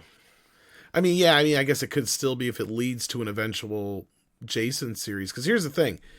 The only thing Victor Miller doesn't own is the title Friday the 13th. He owns Mrs. Voorhees, he owns Jason, he owns Crystal Lake. So as far as the characters goes, he owns all the characters in the location. And there was a huge argument over whether or not the adult hockey mask Jason was a derivative character or a wholly new character. And they said, no, it's the same fucking character because he appeared in the first movie. Yep. So in that case, he owns all these characters. So it doesn't say that Jason can't show up at some time in any form for that matter. No, he can. He literally... That's what I'm saying, is he literally can. All of the other elements. Yeah, the only thing they can't use is Friday the 13th, the title, basically. That's it.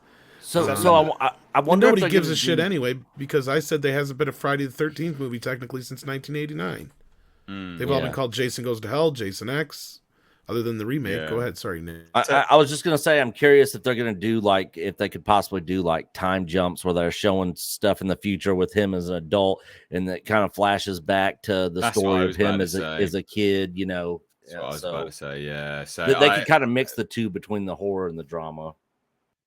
Well, and we do know of a few events. They do mention a few events that have prequel elements to them in the first movie. We know they tried to open it after Jason died, and that's where we see the two killings in the opening of the movie, right? And then there was another time they tried opening it and the water was poisoned. And then this is the third attempt in the first movie when they're trying to open this up again since it's been closed down. So there's a bit of a history with Camp Crystal Lake itself as far as that goes too. And she worked there as a cook at the time too. That was the whole thing. So like it could be about like the Christies and them opening up Crystal Lake to begin with, the bullying of Jason, how she deals with all that, the death of Jason, and then the next season is the first year's murders. Maybe she killed more people than those two campers. That's where they'll reimagine this a little bit, and it'll kind of be like the first movie, only when she's younger, setting things up for down the road. Who knows? Brian Fuller, I think he could do okay. A24, okay. Peacock, meh. I think that's just because A24 is attached to Universal, so... Yeah, true. I think look, I think with like a time jump thing, backwards and forwards, I think that'll lose people. Jason, Brian Fuller's good and he's a good writer, and could he make this something which is compelling? Yes. On face value though, Jason Voorhees isn't really a compelling character. Like he's just not. Like he's a slasher. He's interesting on that level. I like Jason Voorhees. I've got Friday the 13th, the final chapter NECA figure you can't see because my bloody name badge is in the way. But anyway, I've got figures down there, right? Like I like Friday the 13th. Yeah, but he's not a massively compelling character. He is what he is. He's a very singular archetype. Very one note, yeah. Yeah, he's very one note, and he doesn't need to be anything else. He's interesting as he is on that level. So flitting backwards and forwards, do you risk fundamentally changing the character from there? Like, yeah, probably. And also, will they then do what most people do now and try and make him sort of like a sympathetic villain? I fucking hope not. Yeah, as long as they have a sleeping bag beating scene with him beating it against the tree, it'll make the show. God. The show will be fine if they at least add that in there. That's the one requirement from Nick there. Oh, dear. So yeah, any other thoughts on that, guys? I guess we're at a wait and see at this point. I mean, I'm not surprised that this is the route they're going. I think there is another Friday the 13th project in the works, but it can't have anything to do with Jason. So they're gonna have to come up with their own new villain or whatever. Listen, let's modernize it, Tom. Let's do Jason X versus Latinx, and Jason kills the hell out of all of them. That's That it. would be And then we money, get the Latinx men in there as well. money maker. Latinx man, toda los That's wocosos, it. man. Get all the wocosos in there Aliba. versus Jason. Aliba. Get some whatever else is it. Yeah, let's do it. But seriously, like I loved Bates Motel. I like Mike Myers. This seems like for me, I always forget about.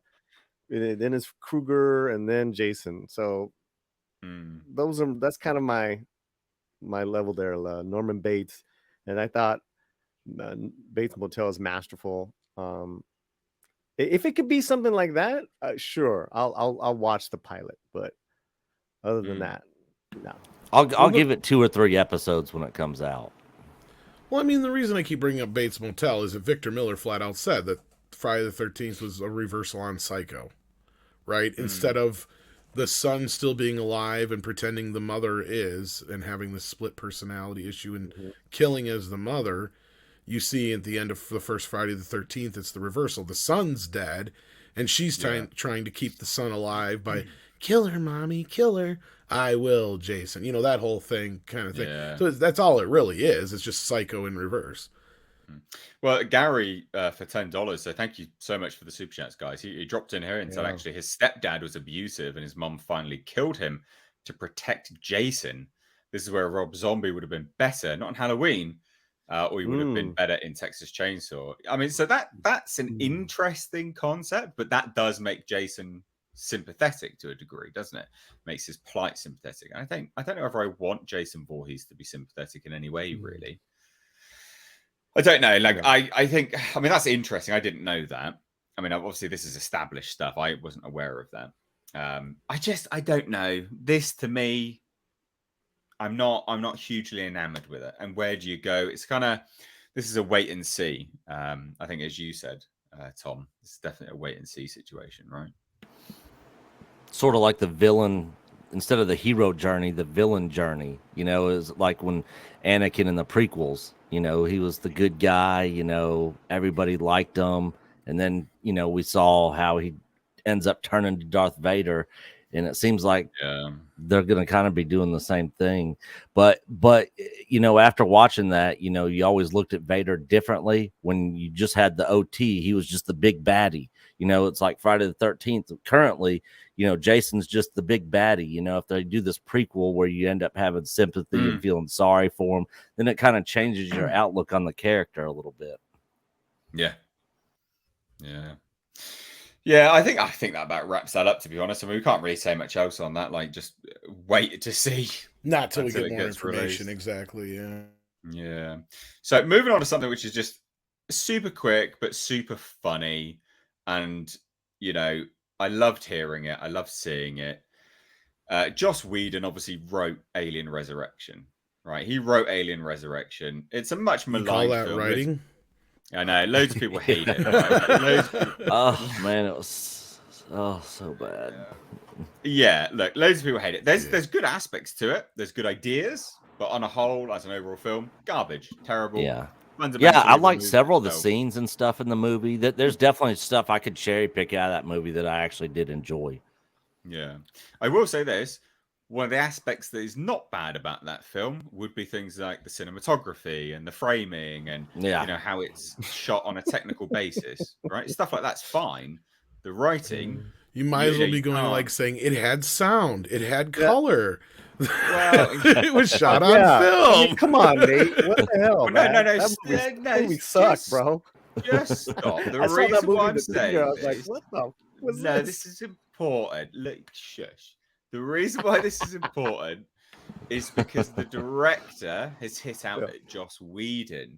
So you've got to compare the two fundamental camps here. You've got the people, you've got the people who wrote the material, right? Joss Whedon wrote this piece of shit, and you got the person that directed the piece of shit.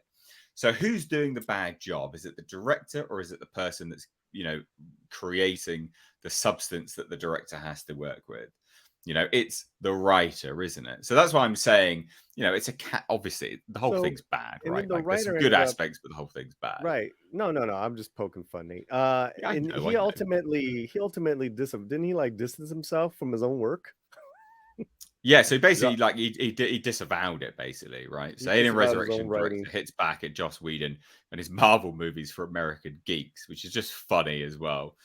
So, in a 2005 interview, the Avengers director Joss Whedon distanced himself from the project, even though he wrote the screenplay, and more specifically, the newborn human xenomorph hybrid. The filmmaker tore into the movie, saying that the filmmaker Jean-Pierre Jeunet had This is the real thing. He had executed my script in such a ghastly fashion as to render it almost unwatchable. Mate, you can't elevate a bad script is a bad script because that's the core story and narrative that you're watching, right? Like, do we agree with that? Can we all agree with that? 100%. Yeah. You know, like it's like a bad joke. It doesn't matter who tells a bad joke; the punchline won't land, right? It's a very similar concept. If it's a good joke, a good comedian will land the punchline even better. But a good comedian can't elevate just a fundamentally badly written joke because it's just bad. This is the same concept here with movies, right? This is just a bad script through and through. You can't say he executed the script in a way as to render it almost unwatchable. No, you wrote an unwatchable script. That's what happened. But anyway, the director of Alien Resurrection, I'm not defending Alien Resurrection, FYI, right? This is not me defending it. It's just funny. Has now come out and just basically tore into Joss Whedon. And it's funny. So he says, I know Joss Whedon said some bad things about me. I don't care. I know if Joss Whedon had made the film himself, it probably would have been a big success. He's very good at making films for American geeks. Something for morons. Wow.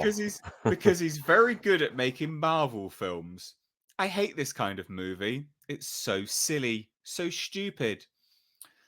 And then he made some changes to Joss Whedon's script, probably the newborn by the sounds of it, and say, too bad, Joss Whedon. And then he gave his own thoughts on the film. He says, I was a little bit concerned to watch my film. Maybe I won't like it. No, it was great. I have a lot of shots that I love. For the people who don't like it, I can say, fuck you. Wow. You gotta love the French when they come out and say these kind of things. And he did the film Amélie. It's just so funny. What other films did this guy do? Sorry, Amélie. Is that City of Lost Children? Right. Oh my god. I'm not familiar with the Very names. long engagement. These are very artsy movies. I was getting ready to say they must be like artsy films. But he's worked with some beautiful French women, Marion Cotillard, Audrey Tautou. Yeah, he's French. He's French. Yeah, he's French. He's French, man. But to say, I love American it. geeks. For morons, something for morons. Like there's a moron, American geek. Sacre bleu, Sacre bleu. I don't know. Joss Whedon. I don't know what we that big of a deal at that point that they wouldn't deviate from his script, or that he did he not ask if he could change anything? I mean, what's the deal? Joss Whedon wasn't really anybody at that point, I don't think. Not for movies. Maybe Buffy, but TV I was trying to think of something else he might have had at that point. Yeah, it was movies. He was breaking into film really by that point, I think. Who are you? Massive. Joss Whedon. Who are you with this script? I don't believe in the science fiction. I want real dirty aliens. Who are you? A Whedon. This Buffy. No.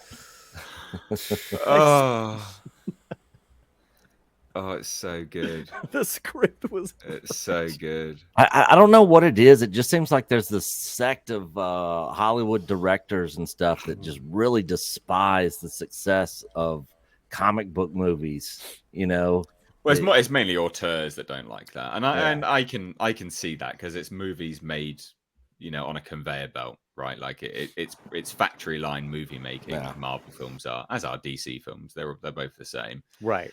Yeah. So, I can see the hatred for that if you are an auteur, someone that is crafting something that's unique, standalone, you know, it is what it is as it is, and needs to be appreciated as a standalone sort of thing. I can agree.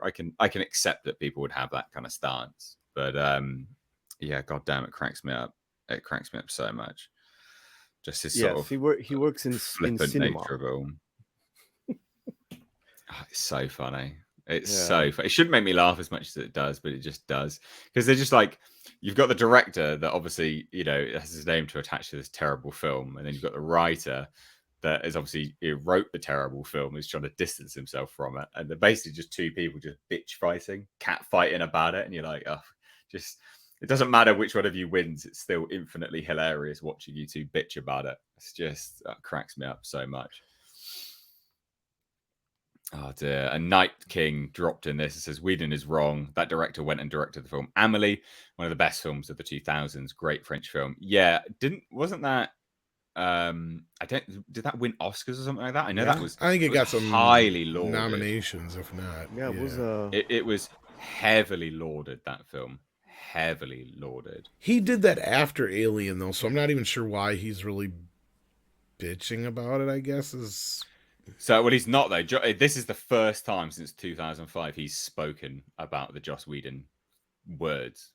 Literally, it's taken him, you know, nearly 15 odd years to talk about this.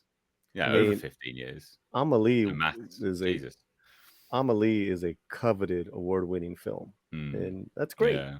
You know, but you made Aliens in that Resurrection. I'm sure most directors got one or two bad projects on their resume.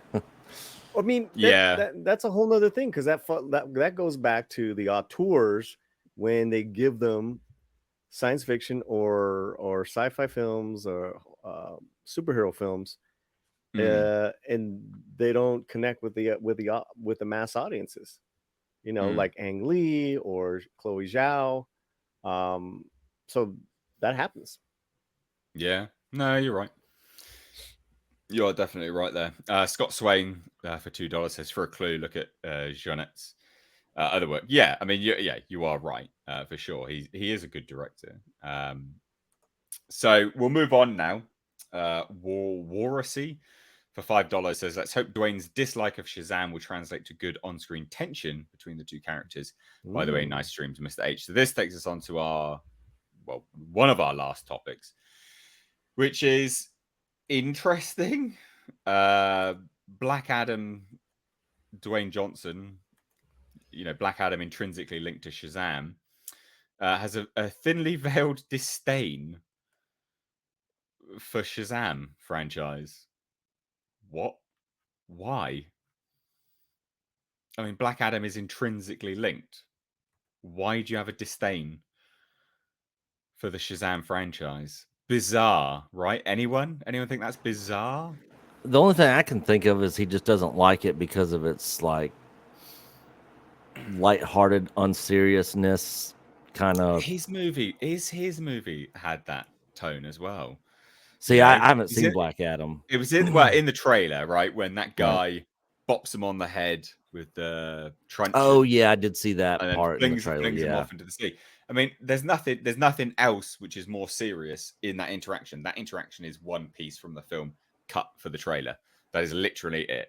Bosh into the sky, and you're like, ha ha ha ha ha. Like, it's played for laughs. It's supposed to be funny, you know.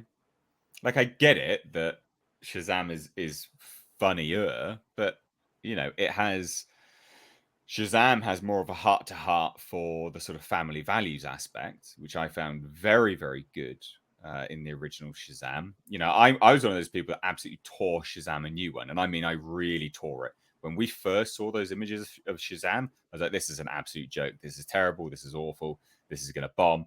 And I watched the film, and you know what? I was like, look, I was wrong, but I was also right. And what I mean by that was, it does look stupid, but this is because it's a new corner of the DC universe. Because remember, at that time, it was all very serious, very gritty. Yeah. And I was like, how's that going to line up? And then it came out, and you're like, oh, yeah, that makes sense. Like, in the context of what you were watching, it felt very disconnected from those films. It was its own thing within that universe, and it worked. And it was a good film, you know, for the reasons. of sending a good family message. You know, this guy that was in foster care, trying to find his family. You know, he goes to see his mother, doesn't this, you know, upsetting for him, etc., etc. Then finds out that, you know, he can have family and love from his new foster family and those people around him. That then obviously becomes the Shazam family. You know, the team of them, and that's a solid message. You know, we talk about messaging. That's a solid message. Outside of all this nonsense of you can be a fucking non-binary fairy, that very good, and I have a lot of praise for things like that. So, you know, I anyway, my point is I was wrong, but I don't get it. I don't get why you would want to make a Black Adam film which is it's intrinsically linked, and then like, and this is what he says, right? You know, he says an insider tells the Wrap Safran needs to win over all the other filmmakers. He doesn't. He's in charge of them. And Dwayne Johnson's thinly veiled disdain for Shazam means he probably isn't loving the idea that his boss is now the guy that produces Shazam. Safran is pretty diplomatic, so I think he will pull it off, but it won't be easy. So we're already talking about tensions within DC, which does kind of... Who is putting this out? Comic book movie? Okay. Wrap. No, sorry, this is the Wrap. I went to the Wrap, but I can't. You need a membership. So oh, okay. So it's coming from the Wrap. It was hidden behind a paywall. So the thing is, the thing is with this is you look at it and you're like, well, you know, is this true or not? Right? Like, I was gonna say, is there any proof that Dwayne Johnson has a? Yeah. Well, so Johnson once saying he made the unpopular decision to pull Black Adam from Shazam now starts making more sense, as does his remarking that I really think that you should make Shazam make that movie on its own in that tone that you want, and I think we should separate Black Adam as well. I don't think that's really thinly. I don't think that's disdain. That just sounds like he's and like, not only that, they're tonally different. Yeah, because originally it was shot as an R-rated film. Shazam wasn't. I think that was part of the reason why, to be honest with you. I mean, now that's changed, but at that point, that could have been true. You also got to remember, this is also at a time where they were still resistant to Henry Cavill. I'm sure there was a reason for Dwayne Johnson not wanting the two to be so associated with each other in case he was able to work something out down the road. You know, like, that's the thing. I mean, we don't know every in and out, but at the same time, I've not heard anything to make me feel like he has some disdain for the franchise or anything like that. But I mean, I guess if it's coming from the Wrap, grain of salt, but maybe there's some truth to it. Yeah, I just think it's kind of silly. Like, you're looking at it, you're like, well, they're tonally different to a degree, not massively, because Black Adam still has that funny aspect, but this sort of thinly veiled disdain, and this is the you know, they're like, it's almost trying to create like an unnecessary drama where there doesn't need exactly, because thinly veiled disdain. I mean, unless somebody says I don't like it. I mean, yeah, what does that even mean? That's up to your interpretation, right? Yeah. Yeah. And the thing is, moving forward with Shazam, I mean, all those kids are going to be older. They're going to be, you know, it's sort of like, you know, when you get a new car, you know, you just like love it and you're giddy about it. And then after a while, it's just like, oh yeah, it's just a car. So the characters from Shazam, they had just gotten those powers and stuff. And so they're all giddy and funny about it, you know, and as time jumps, you know, it could be a more serious type characters and not such a family sort of lightheartedness to those characters, you know, when they involve them in these other projects also. Yeah, I mean, the thing is that so I wouldn't want them to change those characters on their own, but you're right there. What you said at the end is, you know, if they're going to be interacting with the other projects, you can change their tone, right? Like, of course you can. You can change the tone of those characters in other projects because they're interacting with tonally more serious individuals. So they step up, just like a child or, you know, a teenager. Sorry, well, still a child, isn't it? A teenager, you know, surrounded by adults, they act more mature. So they tonally change themselves. Yeah. So it could be a similar aspect moving forwards, but I wouldn't want them to change themselves for their individual projects because I think Shazam's good as it is. Just keep it as it is, that sort of lighthearted fun. I think that's fine. But I thought that was an interesting I don't know, just interesting. It just seems to be making drama where there doesn't need to be it. And the topic of, Safran is the producer of Shazam, and he's being pretty diplomatic, but Dwayne he's not happy that his new boss is super into it. It's like, well, why would he not? Why would he not be? Like, what are we talking about? It's just weird. Unless it's like manager, like him and his company, was it the Garcias? Yeah. Dwayne's people and Saffron had, bumped heads before on some production, project, possibly. I don't think they have. But I don't think they've ever interacted. Well, this to me is like this seems or like maybe. Sorry to interrupt. Maybe this no. is. I was just saying this seems also just kind of a little competitive, like whining. Well, so that's what I was going to say. Maybe this is because Dwayne saw the power vacuum. No one was in charge of DC. No one was really there, until it was announced, and he was trying to do that. And there's a bit of saltiness, I guess. Well, we do know that saltiness from. Go ahead, Tom. Sorry. Well, he did do an interview recently that we used for our video where he points out all the problems behind the scenes for years, basically in so many years. It wasn't thinly veiled either. He was just kind of, giving it as compressed version of it as he could, and he basically summed it up as it took him 6 years to get to this point. And a lot of this was 15 years, wasn't it? Well, more than that, yeah, but like 16 or 6 years in this incarnation, let's say. So maybe in those 15 years, there was maybe Safran was a part of that, and then went sour. That happens all the time. And now he's my boss. Oh shit! I think they're equating two things that don't have anything to do with the other. I think Mr. H is right, and then you got the other side of it is this thinly veiled disdain for Shazam. Maybe he just didn't like the first fucking movie.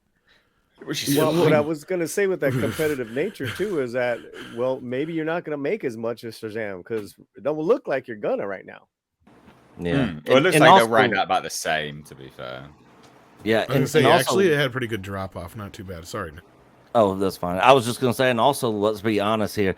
The Rock has not really been one to shy away from drama or speaking exactly what he thinks. So the fact that we haven't heard him actually come out and say anything, if he really had an issue, he'd probably be like, I don't want to be involved with this fucking thing. I hate it. It's stupid. Like he's that type of person that's just going to throw it out there. Because he's done it in the past so many times. So the fact that we haven't actually heard him say something, directly negative about it, maybe there's not really a whole lot there. Maybe it's more like what Tom was saying. He just really didn't like the first movie, but it's not really anything major, one way. Another thing could be he knew where the wind was blowing, and at that time, you got to remember when these decisions would have been made. Maybe he didn't want, his character be tainted too much, and he was using it as a bargaining chip to get Cavill back. Who knows? We don't know. And that's what I'm saying. This interpretation of this coming from a source has a lot of editorializing in it, I would say. Yeah. No, I think that about sums it up, to be honest. I just thought it'd be an interesting talking point and interesting timing as well. It comes out second week of Black Adam's release. Is that sort of do we believe it? Could be true, but yeah. Let's get to some super chats real quick before we get to our last topic. I think it's one of our last topics anyway. A Zombie Box review says Paulie auditioning for Poirot. He's got the mustache and the accent down. There you go. I am Hercule Poirot. Mr. Luba Luba says, remember the good old days when Alien Resurrection was considered the low point of the franchise and it wasn't any bad Predator movies. Good old days. I'm not going to lie. Yep, I do remember them. I remember being in, sort of slight story time when Prometheus came out. So interesting, right? I was in, where was I? I think I was in St. Thomas, Caribbean island, St. Thomas, when the trailer for Prometheus came out. I think it was St. Thomas in a place called the Barefoot. And it was this sort of like Whole Foods health. Not Whole Foods like we see it now. It was like a health food store where you get like good salads and protein shakes and stuff. And I was there with a mate of mine. just sat there and we're like, oh, this trailer, Prometheus, what's this trailer? And he was telling me, it's like, oh, it's an alien thing. I was like, what? No, fuck off. Like, let's watch this. So watch this. And I was like, oh my God, this looks great. Because remember that first trailer for Prometheus was amazing. It was such a good trailer. They used the screaming and stuff. You're like, this is an alien movie. Holy shit. Looked great. Loved it. And then fast forward to 6 months later or something like that. I was in Australia and I was like, oh, it's come out. And there we go. And I remember going down, I was in Newtown, Sydney, which is like it's like the Brighton of Australia, I guess you could probably call it. So Brighton in the UK is this like sort of bohemian, hippy dippy, LGBTQ sort of place. Newtown, Sydney seemed, I don't know, like I lived there for a little bit. I wasn't like ingrained in the culture, seemed a bit similar. But I went down to the local theatre to watch Prometheus, and yeah, it wasn't really worth the wait. I liked it, but it wasn't worth the wait. Anyway, slight story time. Just thought we'd enjoy all of that from my tales from around the world. Love it. Gary sent in £10, says, my friend had me in tears the other day because he told me Geralt of Rivia isn't from Rivia. There's just something funny about people saying Geralt of Rivia when he's not even from Rivia. Is that right? Is that right? I didn't even know that. That's hilarious. If that is the case, that is actually funny. Gary, again, thanks for all the support, guys, says for £5, says it's because Rock has an ego. He should have been more of a villain. Yeah, he should be more of a villain in films, but he never plays villains, does he? He's recently asked about playing a James Bond villain, and he sort of bashed it to one side. Was like, no, I want to be Bond. It's like, okay, whatever. Kit Soup sent a $1.99 super sticker. Thank you so much. Katie High says Totes random, but have you seen a Godzilla versus Power Rangers comic is coming out? I have seen that. I haven't seen any images of it, but I remember it looked like the Megazord versus like Godzilla. It looked like quite a cool, fun thing, to be honest. They're doing some good fun crossovers lately in comic book stuff. One Wipe sent a £4.49 super sticker. Thank you so much. Hey you says, glad lives are back on the main, liking the new format. Great takes and discussion. Yeah, again, thank you so much. This is the new format for live streams. I worked really hard to kind of secure this and get this sorted. There is some very good things coming, which I was going to launch with live streams. Some stylish new stuff. It's cost me quite a lot of money, like you wouldn't believe, but you're worth it, you guys. And I think you guys are going to love it. So, yeah. Let's get on to the last topic. And that is, of course, do Black we have Panther. to? I know. Yeah, we do. Black Panther, Wakanda Forever. Producer claims Namor, because he's called Namor now, not Namor, Namor, is the voice of the colonized.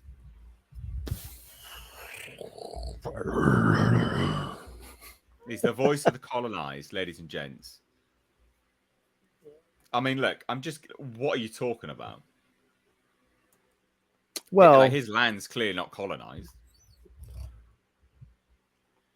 Well, yeah, let's get into the story, and then we can get into what they're trying to attempt. Well, during an interview with Phase Zero, Moore spoke about Namor. It's funny. And his depiction in the upcoming Marvel Studios film. When asked what he wanted Namor to be, the reason why I'm saying Namor, there's been a clip circulating, ladies and gents, where he says his name and he says it the Latin way. That's right, Paulie? Namor. That's how you would pronunciate it if you were Spanish. Yeah. So they've changed it. I thought it was no mas. Whole thing to it. There's this. Yeah, just go on. Yeah, that was funny. Namor to be in the MCU. Moore replied, "We thought it was really interesting, both to bring a little bit of attitude of Namor from publishing, who has always known as being incredibly arrogant and sort of confident, but also to ground it in a real conflict." So that's right. Like, Namor is very, very ego, but he also chews the scenery, right? Like in comics, he's just made to chew the scenery, and it's quite funny. Moore continued, and I think when Ryan decided to really anchor the world of Talocan in Mayan culture, why didn't you just do fucking actual culture, dipshits? And to have Namor be a little bit of the voice of the colonized, It gave him a reason for that arrogance and a reason for that attitude. And Tenok really brings that to life in a way that we were so impressed by. Like, so what I just, so a few more explained. Now, more, I would say he's obviously given that name also by someone in the film. So it's not even something that is from him.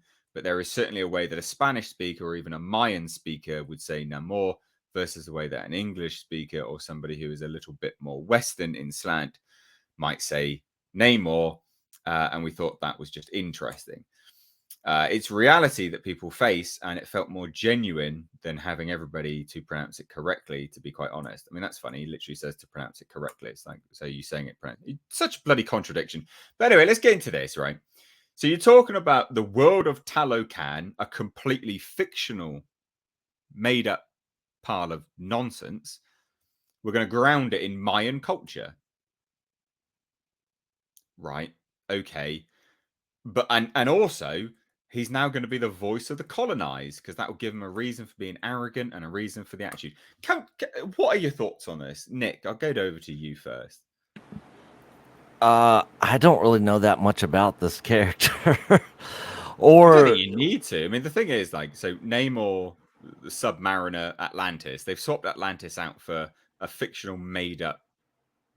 Oh, okay. All right. I got you. Talocan. So they pulled him from his original backstory and are making a completely new backstory for him. Yeah. Well, for fans of that character, I'm sure they're probably going to be pissed about this, because if I really loved a character and they completely changed his backstory and changed him and made him completely different, I'd be pretty pissed about it. So I don't really understand why they would. I don't understand the reasoning behind why they would do that. I mean, why not just keep it the same as the source material? That's what the people who are going to go see it that like these characters are familiar with, and that's what I think they're going to want to see on screen. And now the fact that you're changing it is probably just going to end up bringing a bunch of backlash, and people are going to end up being upset about it. Yeah.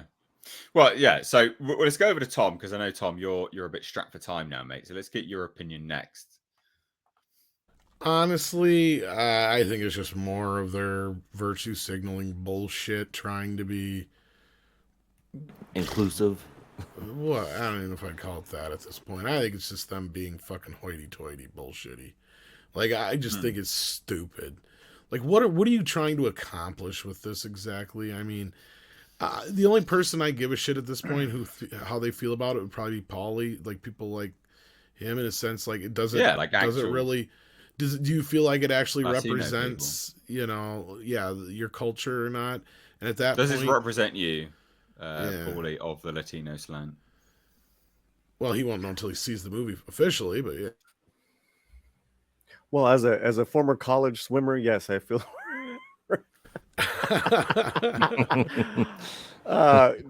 Contrary to what Mexican Iron Man has said recently in regards to Mexicans and swimming, we can motor pretty well in the water. I don't know if you were done, Tom. No, like I really very little to say about it. Yeah.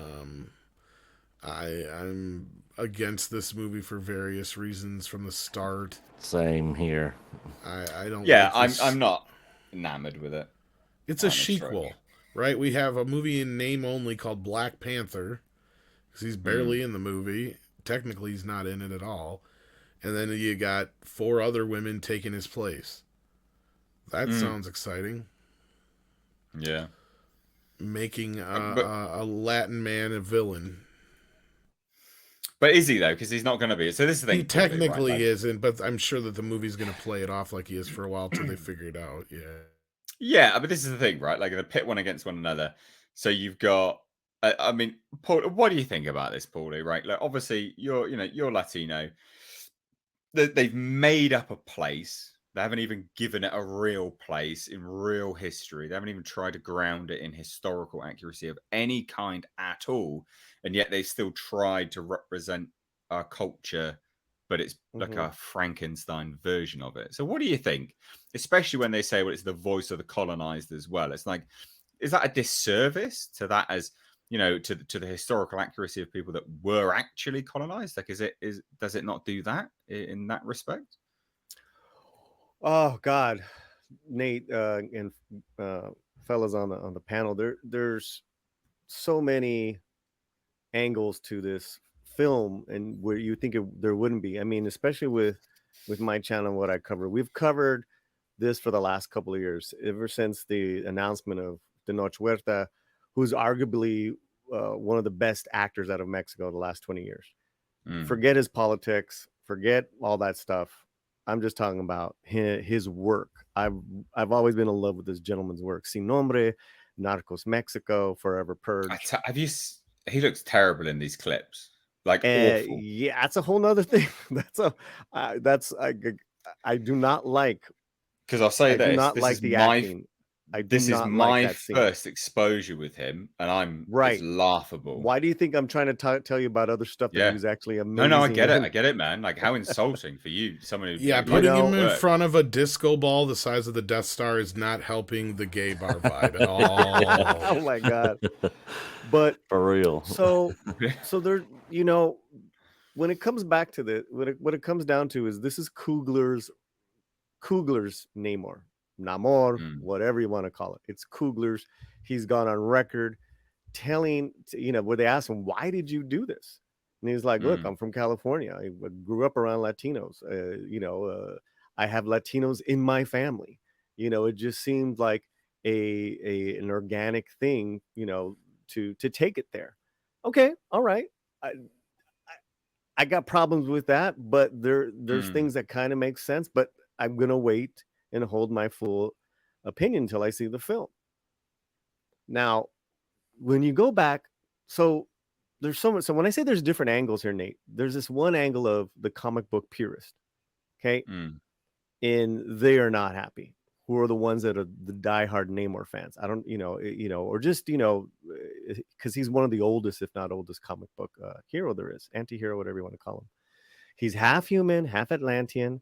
Here, they're going to make him half Mesoamerican and half Telocan, which is the mutant side, the Atlantean part.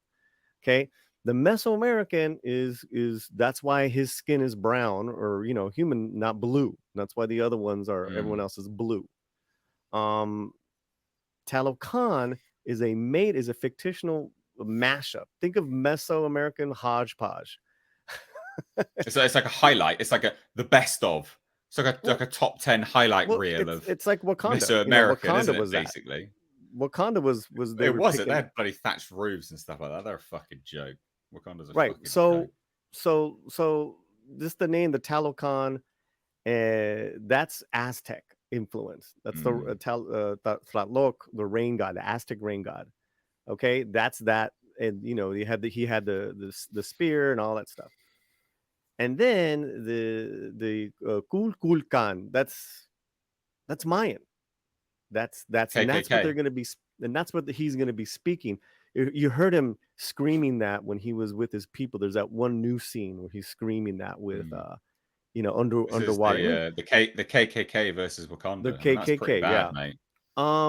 They didn't really think about this, did they, in the writing phases? Well, I mean, it's cool. Hey, it's all on Coogler's shoulders, man. He's going to, it's gonna sail or crash hard. And from the KKK versus Wakanda. I mean, that's from hilarious. that one acting scene, I'm not only am I very disappointed on how they're presenting Tenoch, but it's not even filmed well. It looked cheap. It looked like it was a play.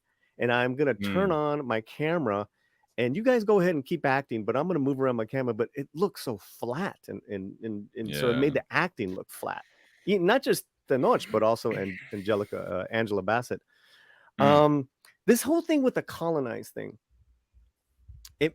If you're going Mesoamerican, which is what they are, yes, historically that makes sense. The Mesoamerican Indians got colonized by the Spanish. So what I'm hearing, and I reported this a long time ago, and Tom knows this, ad infinitum, man, is I got some sources that said that Namor is going to be much older, and there will be flashbacks where he's fighting Spanish conquistadors, and I am just like, okay, I don't know what's going on here. Why? This is going Well, and then he wants to go it's- to war to Wakanda. Well, It doesn't make any well, sense. because What an it's- absolute shit show. because he's protecting, like Namor did. He's protecting Atlantis. Namor hated all surface dwellers. He didn't discriminate. He just hated all, you know. So in that sense, that's why he's mad at Wakanda for sharing the vibranium gifts and all that shit. That's why he even comes up. So it's so much to chew off. I don't know if it's gonna work. I don't know what this strange fascination is with Hollywood, and they're just kind of like souveniristic representation of Mesoamericans. I'm seeing this a lot this year, and I'm really upset. The one through line is no Latino, writers or directors. It's just weird, man. It's just weird. And so, I mean, what Nate Moore is saying, and the whole thing with Namor and Namor, it's like, what? And then Victoria Alonso It's was just on the. To me, it's very like that whole say it like you would, say it like Well- you would. It just seemes very cheap. Well, It's and like- then Victoria Alonso, was on the purple carpet, and she was saying in Spanish, es un hijo creciendo sin amor, no love. He's a little boy that grew up not knowing love. I was just like, oh my God, this is not happening. Because here's that part of me that of course I wanted to succeed, because that's where I'm coming from in an authentic way on my channel. Tom knows me, Nick, now Nate, you guys, anyone new to what I do, this is what I've been covering for years, because I know how stereotypical and racist Hollywood still is. So my only saving grace, I hope Coogler pulls it off, and I'm gonna stop watching any of the new news, because I don't like anything of what I'm hearing, and I don't like this. I did not like the scene, guys. Oh, the scenes are terrible. The scenes are actually awful. Yeah, man. And I've got to say, as someone that is into my fitness, did they skip out on the the very strict gym regiment that they're supposed to do now? Like, what's going on with that? Well, like, it has to be said. Like, it has to be said, because you can't you can't have Namor going up against. You can't have him in the same scene with bloody Chris Hemsworth, for fuck's sake. He's going to look like an idiot. Like, he's going to look stupid now. He's not in bad shape for a normal person. He's not in bad shape, and he was in he's in worse bad shape for a superhero. He's in bad shape for a superhero. I think Tom wanted to say a few things before he had to leave. I don't know, because I can. Not really. I just did a few things so I could stay a little longer. Well, So, I guess on that note, Nate, Nick, because you're in fitness, I'm in fitness. It actually, to have that look, it doesn't take that long for a man to train. If your job, you got the job of being Namor, you're getting paid to go work out for 3 months, and then you show up to first day of set. just And put down the What's that? fajitas. All right, put down the fajitas and pick up some chicken and rice. Well, okay, so two things, right? When he got the role, he did not know how to swim. That's like What? yeah, he said that he in effect told Coogler, oh yeah, That's I know as to bad swim. as the Flash, Ezra Miller not being able to run Right. properly. For Now here the fuck's difference is sake. that Tenoch, truly, guys, everyone in the chat, Tenoch is a great actor. So I will I'm forgiving of okay, you don't look that great, but if you can convince me in your performance that you're Namor, Jesus. like you have, because his role in Narcos Mexico is menacing. That's Namor. Yeah. Now, if they beta him, then we're done. We're done. Well, while I was listening to you talk, Paulie, that's what I was sitting here thinking the whole time. I'm like, if they beta this guy, oh man, that's not going to go over well. And from what I'm hearing and the way they're talking, like the actors are talking about the performances and the role, we already know it's going to be female heavy, and Namor is an alpha, and so I'm hoping that they stick to that, and they actually keep some masculinity of a protector, because they've changed so much of Namor. They really have. Yeah, I think that about wraps up that topic, to be honest. Tom, you need to leave now, don't you, my dude? I like I said, I took care of a few things, so I got a few more minutes now. If you had any more topics or anything else you wanted to cover, or if you wanted to finish up the super chats, or I mean, honestly, we're just going to finish up the super chats now and then kind of see from there. So Zombie Box Reviews sent in a £1.49 super sticker. Again, thank you so much. Anyone sending in super chats, super stickers goes a long way. Literally helps keep the lights on.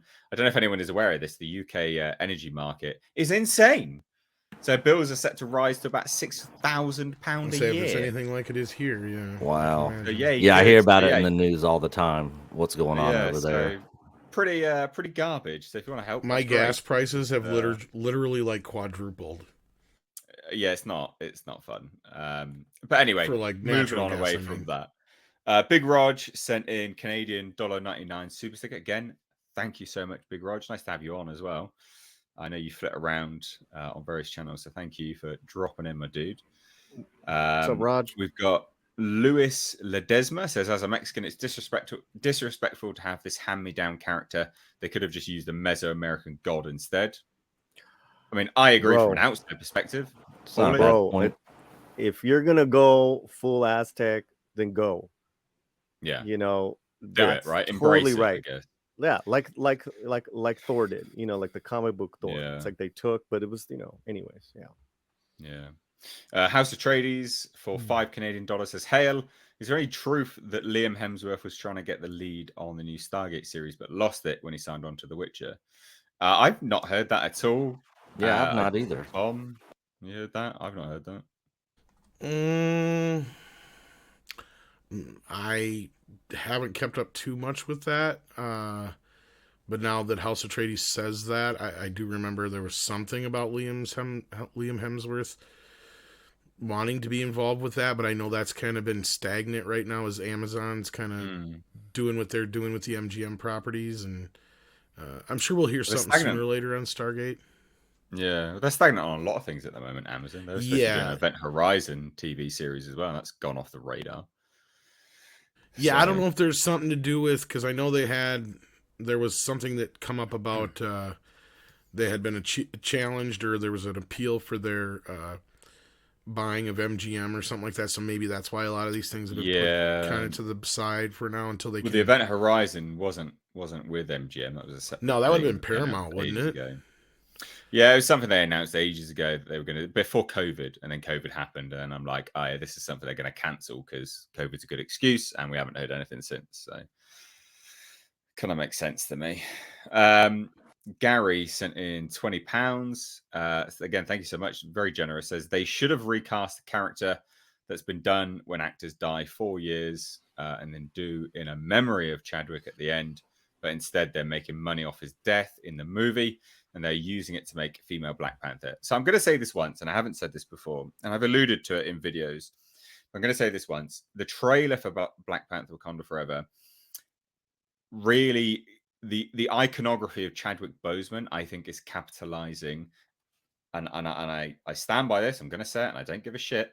I think it's capitalizing on Black Americans likening to George Floyd and the iconography of him being painted on walls, because they're literally doing it with Chadwick Boseman in that fucking film, exactly the same. And when I saw that in the trailer, when I saw Chadwick Boseman painted on a wall in the trailer, I was like, fuck me, that's really bad. Like it looks, it's the same iconography scrawled across a wall. It seems very much martyrdom, very much it was distasteful. I hated it. I hated it. Massively hated it. I don't know if anyone else saw that. That's what I saw. I'm not reading into it past that. My own bias, maybe. I don't care, but that's what I saw. It looked the same.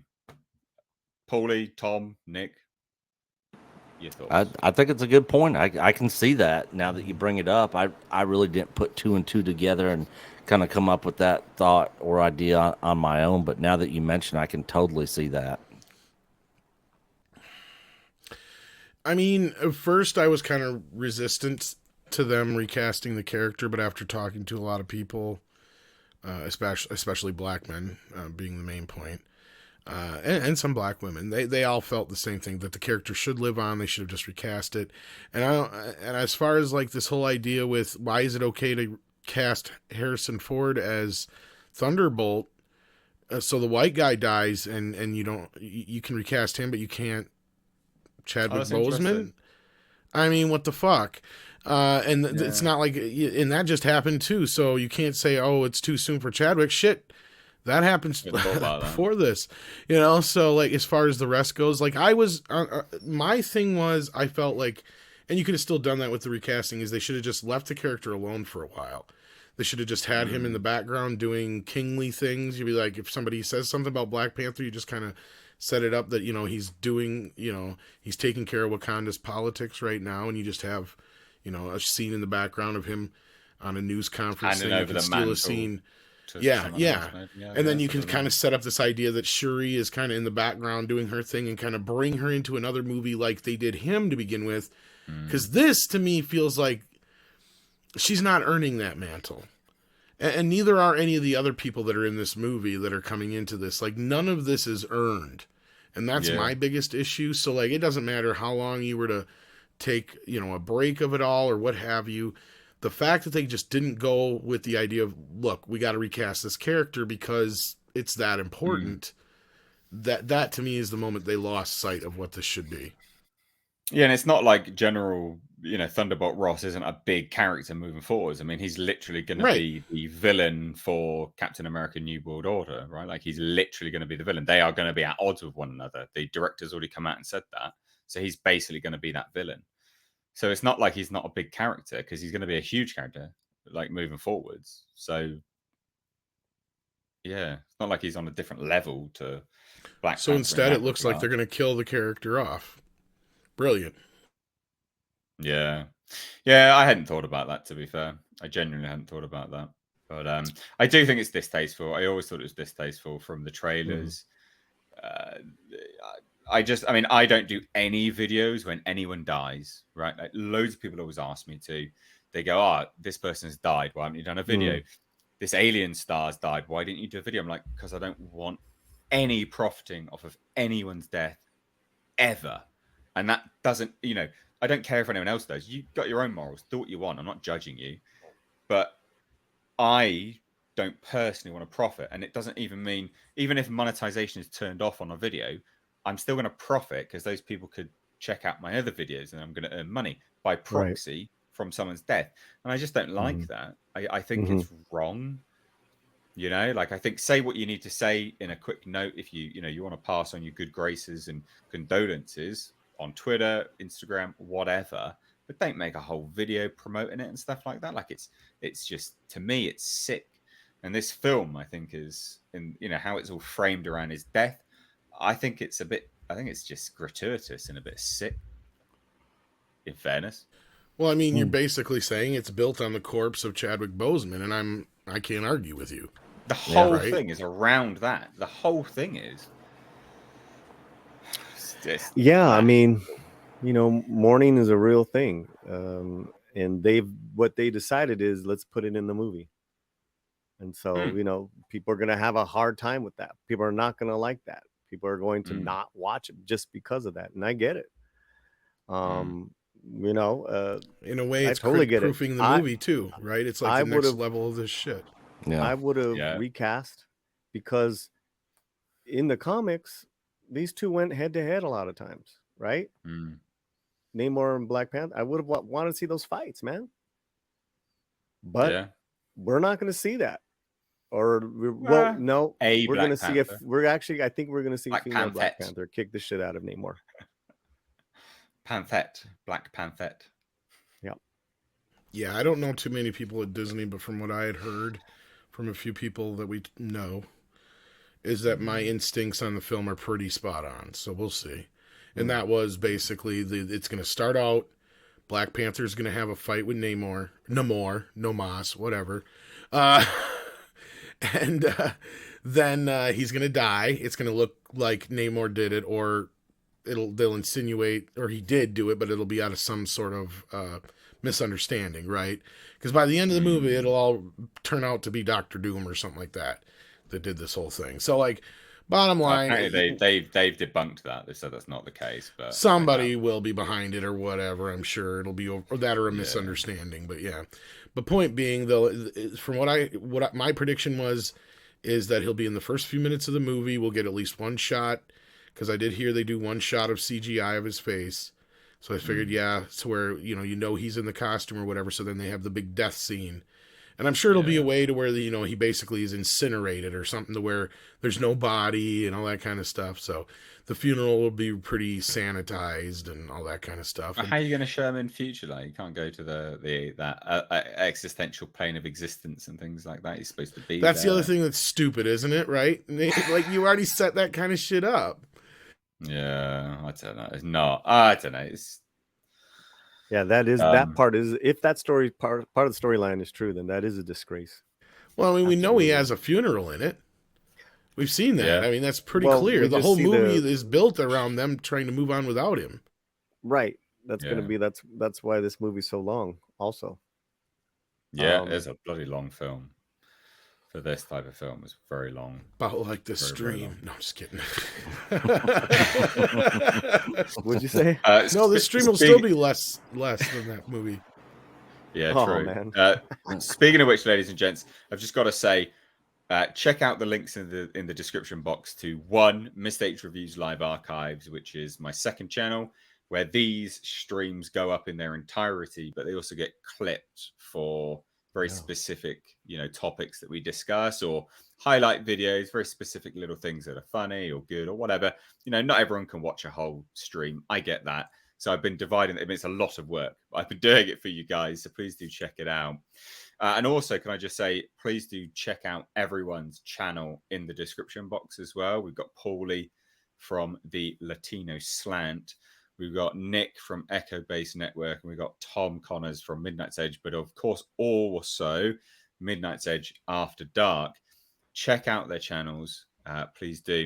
And if you didn't know and you've just sort of swung by here, because we've got really good viewership today, this is what I've been doing again now, streaming every Tuesday and Thursday, but this is the new format. We've got guests, co-hosts, going through a range of topics, engaging with you guys periodically with super chats and things, and then, of course, going through our topics like this. So if you've enjoyed this stream, please do hit that thumbs up button, because again, it goes a long way to helping these things get out there. And also telling YouTube that you want to be notified of it again. You interact with it like that, you'll have a higher chance of being notified. It's not a guarantee, because YouTube sucks massive, peepees. Yeah. But it might help. And with that being said, we're going to wrap it up now, ladies and gents. Paulie, what have you got going on, good sir? Yeah, I'll be live on my channel tomorrow, 1 p.m. Pacific, kind of around the same time this starts on Tuesdays and Thursdays, with Undoomed, and we're going to be going over, kind of some of these related topics, but also how Hollywood and Disney have just slowly just commercialized the Day of the Dead. So that's tomorrow, 1 p.m. So put your alerts on. Yeah, please do. Nick, what have you got going on, good sir? Coach and I recorded a huge news wrap-up video today that's dropping probably, I think, in like the next 10 minutes. Nice. I think he's dropping it. It's pretty long. We put a lot of production into the video. We're trying some new stuff out.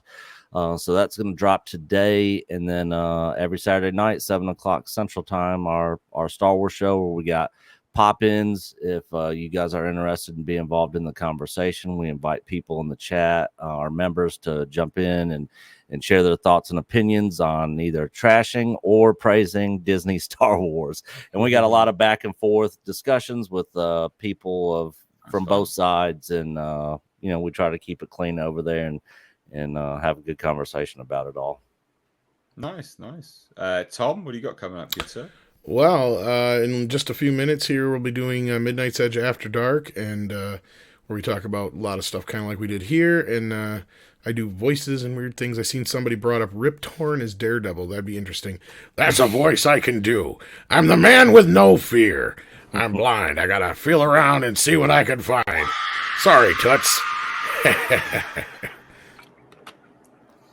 So yeah, check us out over there. Jesus. Awesome. Oh, wow. Oh, good Lord. What a way. What a way to round out the stream. Thank you all so much for watching, ladies and gents. Tuesdays and Thursdays, these streams happen with regular co-hosts, regular panel guests. Please do follow me over on Twitter at Mistakes Reviews, because Twitter is no longer a hellhole.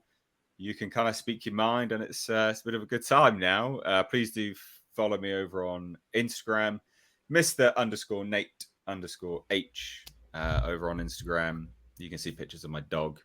It's predominantly what's there, but there's some pictures of me. So The dog's the star. Let's be real. He absolutely is the star. He's a dude.